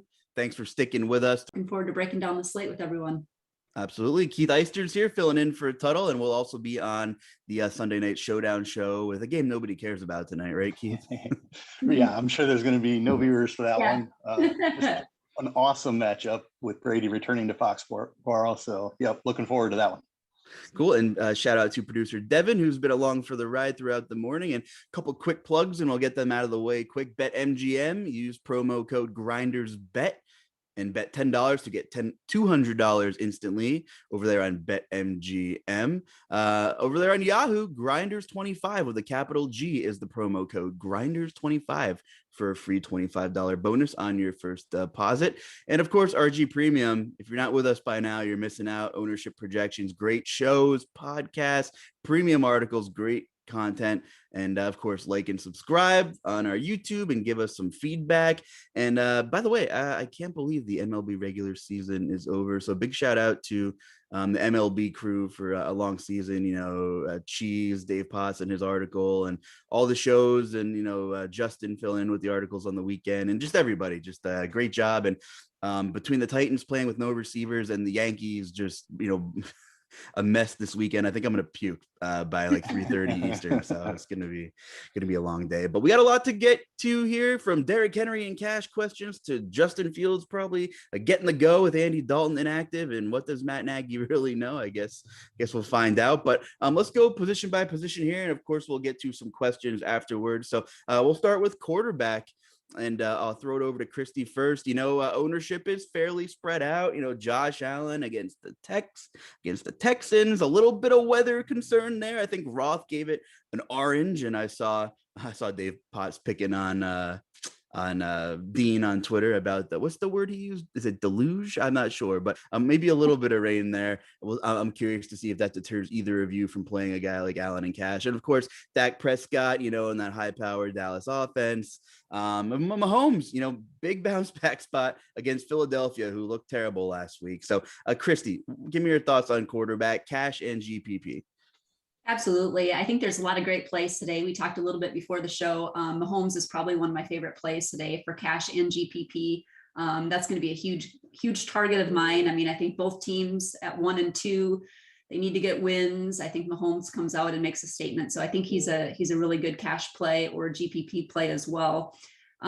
Josh Allen, I think, is a great play too. And I mean, if you're looking at Fanduel, there's just a couple hundred points or a couple $100 separating him and Mahomes. So either one are great. On the Draftkings side, I think, Prescott is just too cheap too. Got a great price tag. You can get exposure to that Kansas City game by going with Jalen Hurts. Makes a fine play. And then, it'll be interesting to see where ownership comes in, but, Justin Fields, he has a much better matchup. We all saw him, not play well at all last week, but I think he's in a great bounce back spot. And, you could potentially even use him on cash a little bit too. And then, Stafford, I mean, he's just been getting it done. I mean, obviously Cooper Kupp, one of the great receivers, leading receiver so far this year. So I think he's a great play. And then maybe just one other tournament play that doesn't maybe have the best matchup, but will probably go overlooked, and I think it's a huge mistake, is Kyler Murray, and an opportunity to get him and Hopkins at way lower ownership than we should. So definitely a target on the GPP side for me. Okay, gun to head, who's your top cash quarterback today? Is it Josh Allen? I like, I'm going Mahomes actually for cash on FanDuel. And then I like Dak quite a bit on the DK side for cash. Okay, awesome. Keith, give me your thoughts here. Cash and GPP at the quarterback position.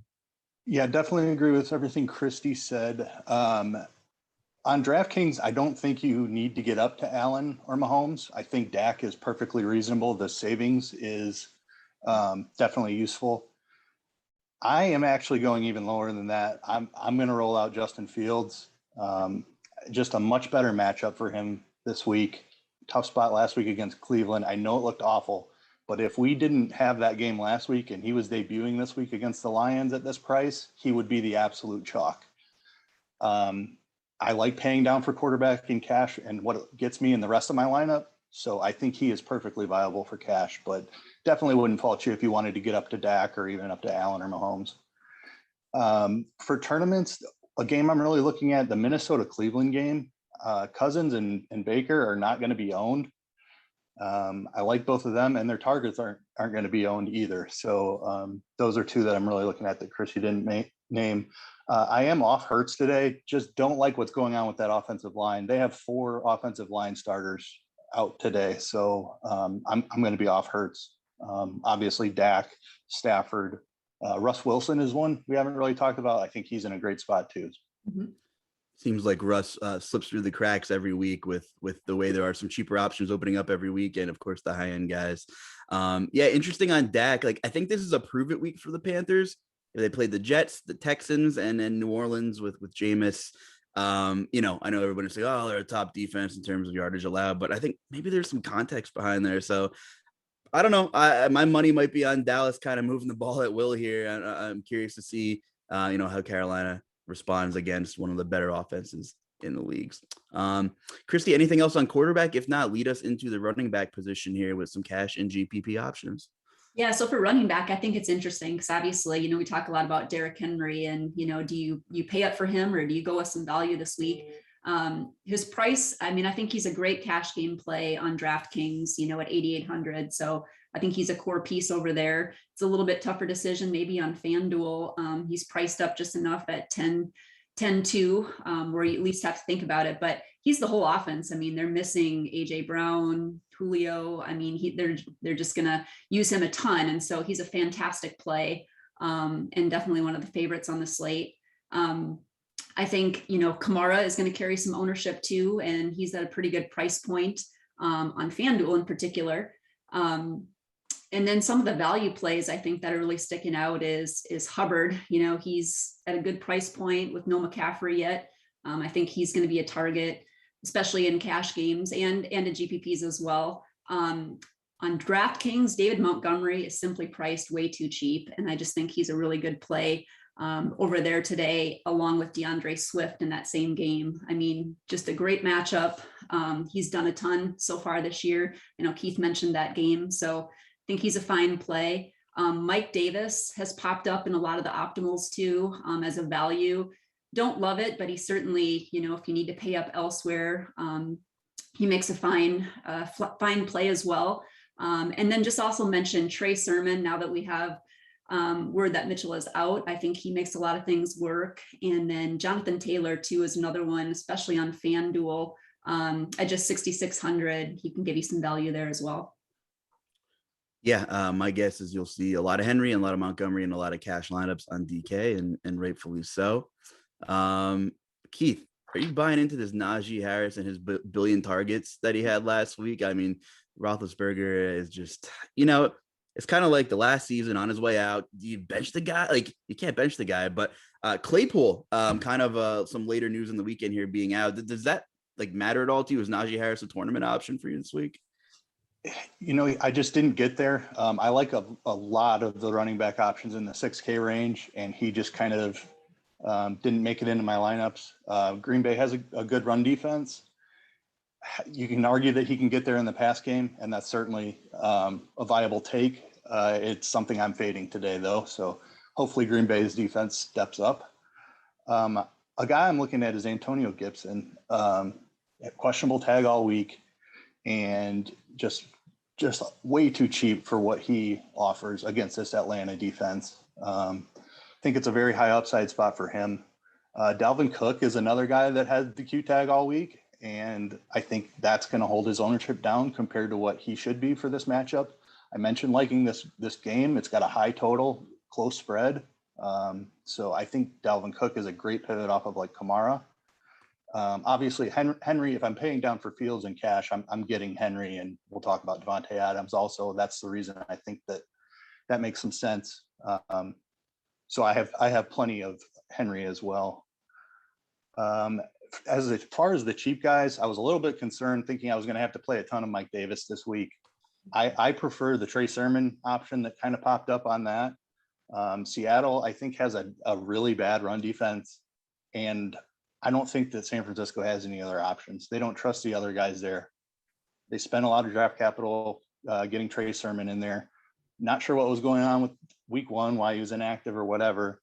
He got some run last week. I feel pretty good about his spot this week. So I'm running out a ton of Trey Sermon. Yeah, there could be a little, you know, a poor taste in people's mouths or a little recency bias from that showdown slate where he was fine. I mean, he scored, but didn't have the game that the public wanted him to have, and we wanted him to have, and he was heavily owned. So I like the idea of running back to Sermon. You mentioned that Vikings Cleveland game. And Nick Chubb flying way under the radar this week. We got him at sub 5% on DK. And it's not like he didn't have the opportunities last week. 22 carries. Kareem Hunt just did all the bigger damage there. So the Chubb game's coming. It could be this week. I think that Vikings defense, not trying to, pour salt in open wounds here, Kristi, but I think they can be run on a little bit here. You guys considering Nick Chubb at all in some tournament builds? You know what? I'm glad you brought him up because he's a fantastic GPP play and he always goes overlooked, kind of like Russ Wilson a little bit. So I'm right there with you. Great play. Okay. I have a sprinkle. I'm playing the passing attack in this game. But I do have some Chubb as a run back in my cousin stacks. Okay. Makes sense. Let's move on to receivers here. Typical names up top in terms of high owned guys. Devontae Adams, target market share, Pittsburgh, Kansas State drives, struggling in the secondary, popular option. Of course, Cooper Kupp, great bounce back spot for Tyreek Hill, in my opinion. That Eagles secondary is suspect to giving up some huge plays. And this, I just think the Chiefs are going to roll today. CeeDee Lamb going to be popular, rightfully so. And like I said, kind of a prove it game for that Carolina defense. Amari Cooper, pretty cheap after a couple of quiet games after his week 1 explosion here. So Kristi, talk to me, wide receivers today. Yeah. So wide receivers, I think, because you have Derrick Henry and some other expensive options, Devontae Adams is someone you're going to have to look for some value to get in, but he's in a great spot. I think, I really like his price today on Fanduel. He's just 8,100. So a great play over there. Obviously a great play on DraftKings too. I think DJ Moore is going to carry quite a bit of ownership today. He's at a good price point. Cooper Kupp has just been getting it done. He's now priced up where it'll be interesting to see how much he's played this week, but I do think he's still obviously a great play. Cooper and Lamb, specifically Cooper on DraftKings, is just too cheap and a guy that I like quite a bit over there. You mentioned Tyreek Hill. I agree. I think he's in a fantastic bounce back spot. And because he's priced similarly to Adams, I think, an opportunity to get Tyreek at lower ownership is great. It just takes a couple big plays for him to completely break the slate. So I think that's a fantastic play. Two guys that I'm playing a lot. We mentioned the Minnesota game, but I absolutely love OBJ and Jefferson. Yep. Probably two of my favorite plays of the week. So I think it's going to be a little bit of a high scoring affair. Beckham, looked good last week. He's finally healthy. He's priced way too cheap. And so he was someone that I just knew early on in the week that I was probably going to be playing a lot of him. Jefferson is priced up too, but getting exposure to both of those in that game, I think, is a great GPP combination. I am going back to Robert Woods this week. I mean, he was a big bust last week. I just think, he's still playing like he was. Eventually, defenses are going to get more in tune to Cooper Kupp. And I just think Woods is too talented not to produce. So I'm still definitely going back to him. Calvin Ridley too, I think, is a great play. And he's at a really good price point as well. I think on DraftKings in particular, Nick Westbrook, he kind of pops for some value because he's 3,200. So he's someone there. And lastly, I'll mention Corey Davis, a little bit of a revenge game for Corey Davis. And I like that on the opposite side of the Derrick Henry lineups, getting some exposure to that game. So those are kind of some of my main targets for both cash and GPP. Keith? Yeah, Kristi, you nailed the Jefferson Odell combo is they are my two highest exposure wide receivers. I love them as both like secondary stacks and in game stacks of that game. So love that call for sure. DK Metcalf is somebody I've got my eye on as well. Tyler Lockett has been banged up. We've seen him play through injuries before and just like not catch a ball the entire game. So I think DK Metcalf could be in line for a little bit of extra work here. Sorry, were you going to say something? No, go for it. Terry McLaurin. I like the game environment of this Washington Atlanta game. Should be, both of these teams are fairly fast teams, should be an up and pace game. So I like taking some shots on McLaurin. Thielen just continues to catch touchdown passes. So I've got a sprinkle of him too, as much as I like that Minnesota Cleveland game. Let's see. Mentioned I'm playing some Fields. I've got Field stacks. I've stacked them with Robinson and I've stacked them with Mooney. I don't think you need to double stack him because of his rushing ability. So I do like just pairing him with your favorite one of Robinson or Mooney, but neither of them are going to grab a ton of ownership. I like both of them. And then Curtis Samuel is kind of one that we need to talk about. Like for his talent, he is way too cheap at 3K if he has a role today. We aren't sure if he has a role. I'm going to take a couple of shots on him. He's a guy with big playability too. So even if he's not out there a ton, he can get it done in one play at 3K. So I've got a little bit of him. Yeah, no, that makes total sense. I know some people be reaching for Titans value at receiver. My hot take is that Cameron Batson is the Titans receiver to own. Tannehill's gone to him in a couple of tough. I mean, that's scorching hot. I'll be on a Batson Island in the Millie, but I don't care. I like that. I sprinkled a little Chester Rogers just because I'm on that same line of thinking. Yeah, I don't know. Tannehill's gone. I mean, I probably watch more Titans football than the next insane person, I guess. So that's my hot take. But Chester Rogers did have a good camp and he's played pretty well so far this year. I like the call on Curtis Samuel, kind of a gadget guy too. We talked about Ayuk last week on the Sunday Showdown, who's also pretty cheap and played 85% of the snaps we were kind of talking about. So hopefully that is a thing moving forward. So I like Ayuk in that Seattle game. It's just a low volume pass attack. They like to run the ball, but that Seattle defense, I mean, a good candidate to go over in that game on the total, I think, too, in San Fran. So let's move on to tight ends. Kristi, I mean, we talk about Travis Kelce every week and, carrying a bit of ownership this week, but in tournaments, a lot of people don't like paying up for tight end, and I totally get it. But is he the elite cash game option at tight end this week? I think he is. I think on Fanduel for sure. I don't think he's necessary on Draftkings actually, but on Fanduel, I think he just, makes a ton of sense. And, I like him way better than Kittle, although Kittle's, right up there too as a fine play. A couple other guys you could maybe consider. I think, especially on DraftKings, I think Will Dissly is going to carry some ownership, no Everett in that game. So if you're really looking to save, Evan Ingram, just at min price there as well. There's no Shepherd in that game. So I think, makes a fine play. And then, Tyler Higbee, Kyle Pitts. I know Pitts hasn't done much either, but again, some value plays that you could certainly use there. But yeah, I'm looking more on FanDuel, very heavy on Kelce. And then on DraftKings, I, find myself saving some money. And Will Dissly is probably one of my favorites to save, him and Ingram. A couple good value plays there. Okay, Keith, tight ends, is this the Kyle Pitts week, or are we still going to be waiting on that? Yeah, I don't know. I hope not. I'm not on him this week, unfortunately, because I'm trying to jam as much Kelce as I can get.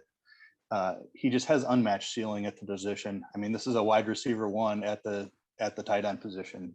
I think this is a fantastic matchup against Philly.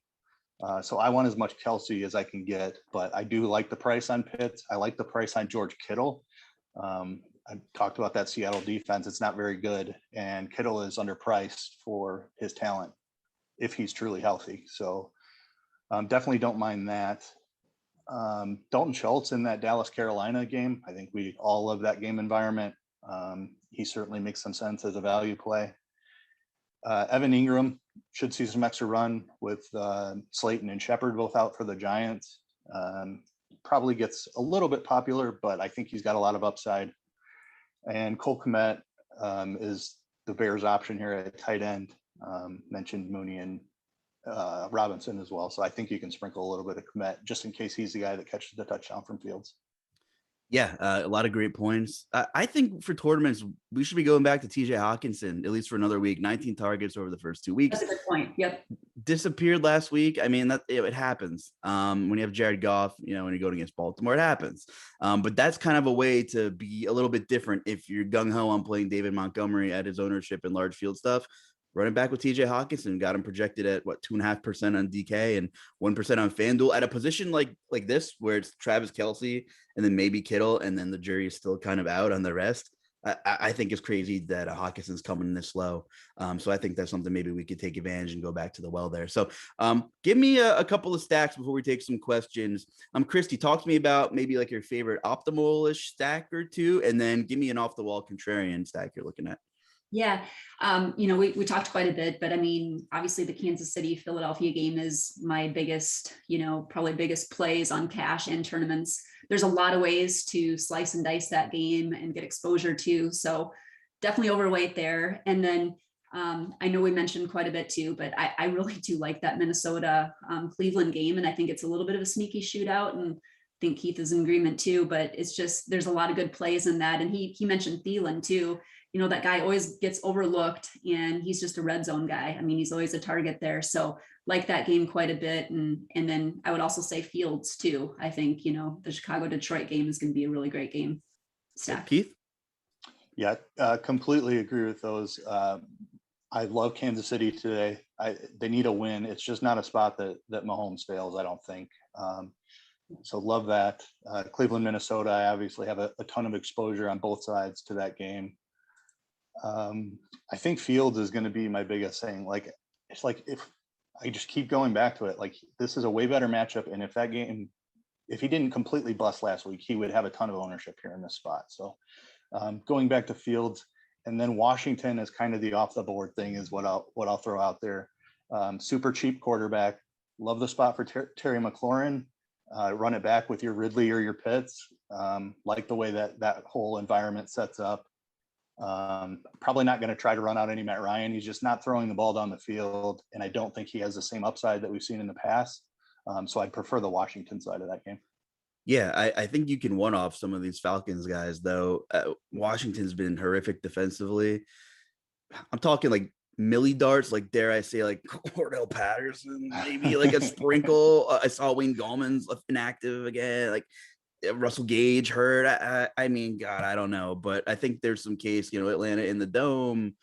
I wouldn't go after Matt Ryan, but I think some of these other guys, Ridley's probably going overlooked. Good calls. I think. I know we talked about the price and everything, but I love the Kansas City idea for GPPs. Buffalo, like, let's keep it simple. 32.5 total. I understand it's a price thing, but, we have Diggs coming in like sub 10%, Sanders, Beasley, same deal, Dawson Knox in some stacks here. Like, I don't think Allen's going to let the foot off the gas pedal. And if you're not feeling the pass catcher route, if you're a little timid about the weather, like you can play some Zach Moss and correlate it with the defense. I think that's interesting. Brandon Cooks, he was the only guy in the field for Davis Mills last week, 8 yard in, 8 yard out. That was it. I mean, those PPR points were adding up. So I think you can maybe even run it back with Brandon Cooks. Go in that direction in some of my builds. So let's get to some questions here. About 12:54. We'll get to as many as we can. Scrolling up here, a lot of love for Devin when the chat began. You love to see that. Let's see. All right. Cash Henry versus Adams. We'll go back and forth here. So Cash Henry versus Adams. Kristi, over to you. I would say Henry on DraftKings and probably Adams on Fanduel.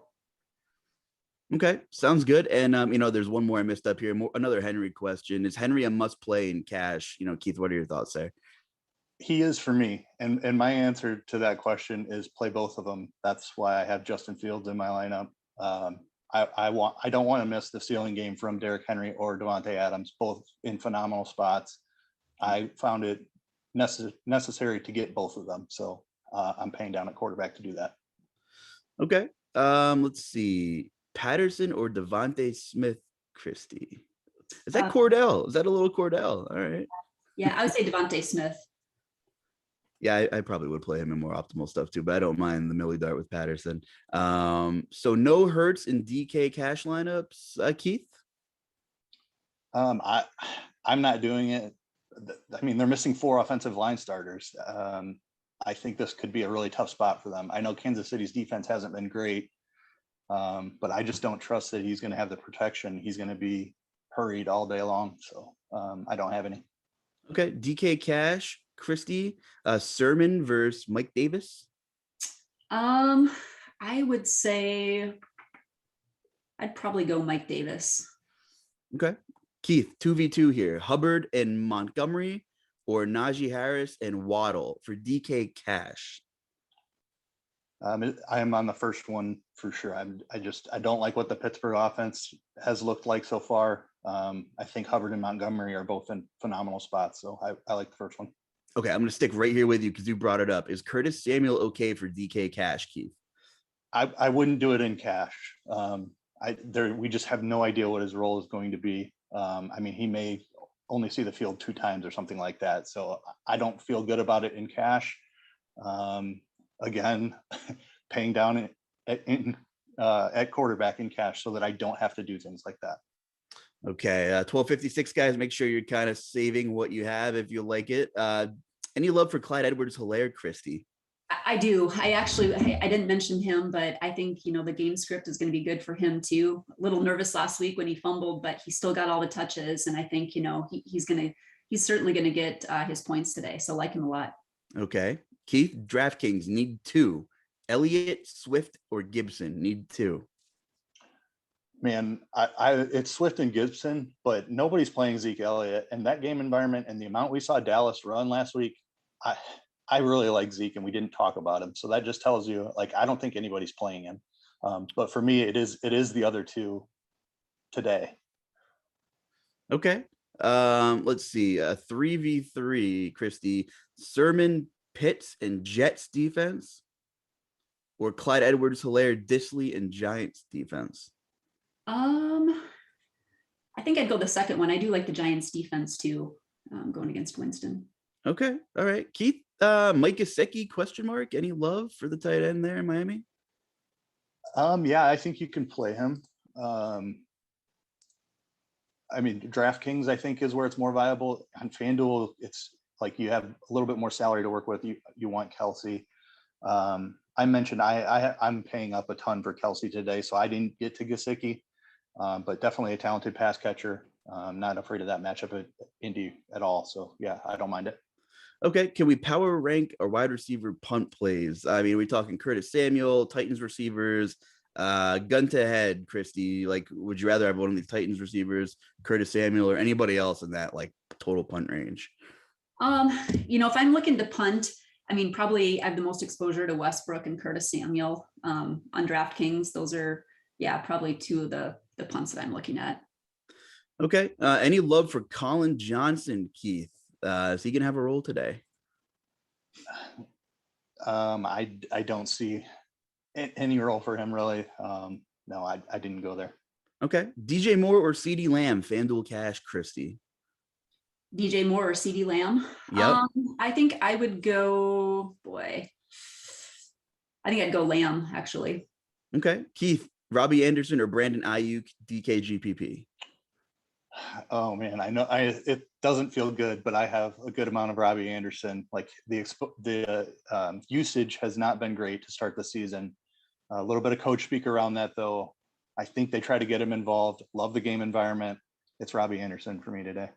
Okay. FanDuel cash, Kristi, Debo or Odell Beckham Jr.? I do like them both, but I would say Beckham.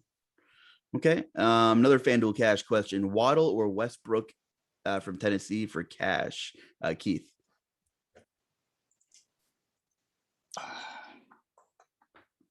I think Westbrook is going to be out there so much, and there's a chance that he just gets a majority of the targets. I think it's more risky, but I think you have a better shot of getting some upside there. Okay. All right. And we hit 1 p.m. guys. And thanks for sticking with us. Sorry we didn't get through all of the chat questions, but a lot of good insight here. And we'll be back for the Sunday night showdown tonight with the return, the Tom Brady return. So let's bring in Devin. I always like to pick on Devin at the end of the show here. Give us a little glimpse of the primetime game tonight. What kind of reaction are we going to get from the crowd with Tom Brady? And you think Tampa Bay wins, Devin? Let me hear it. It's hard to not imagine them winning, honestly. What's Gronk's status? I thought I saw he was questionable, right? He is out. Out. Okay, so that's going to take 2 touchdowns out of put them into play. So it's hard to know. Yeah. But I definitely see Tampa Bay winning. I don't think it's going to be that close, really. I think we should start just a quick Devin segment at the end, kind of like the pick six. But yeah, I think you're right. It should be fun. So thanks for sticking with us, everybody. We'll be back tonight for the primetime show. So for Kristi, Keith, and Devin, I'm Justin. Enjoy and good luck.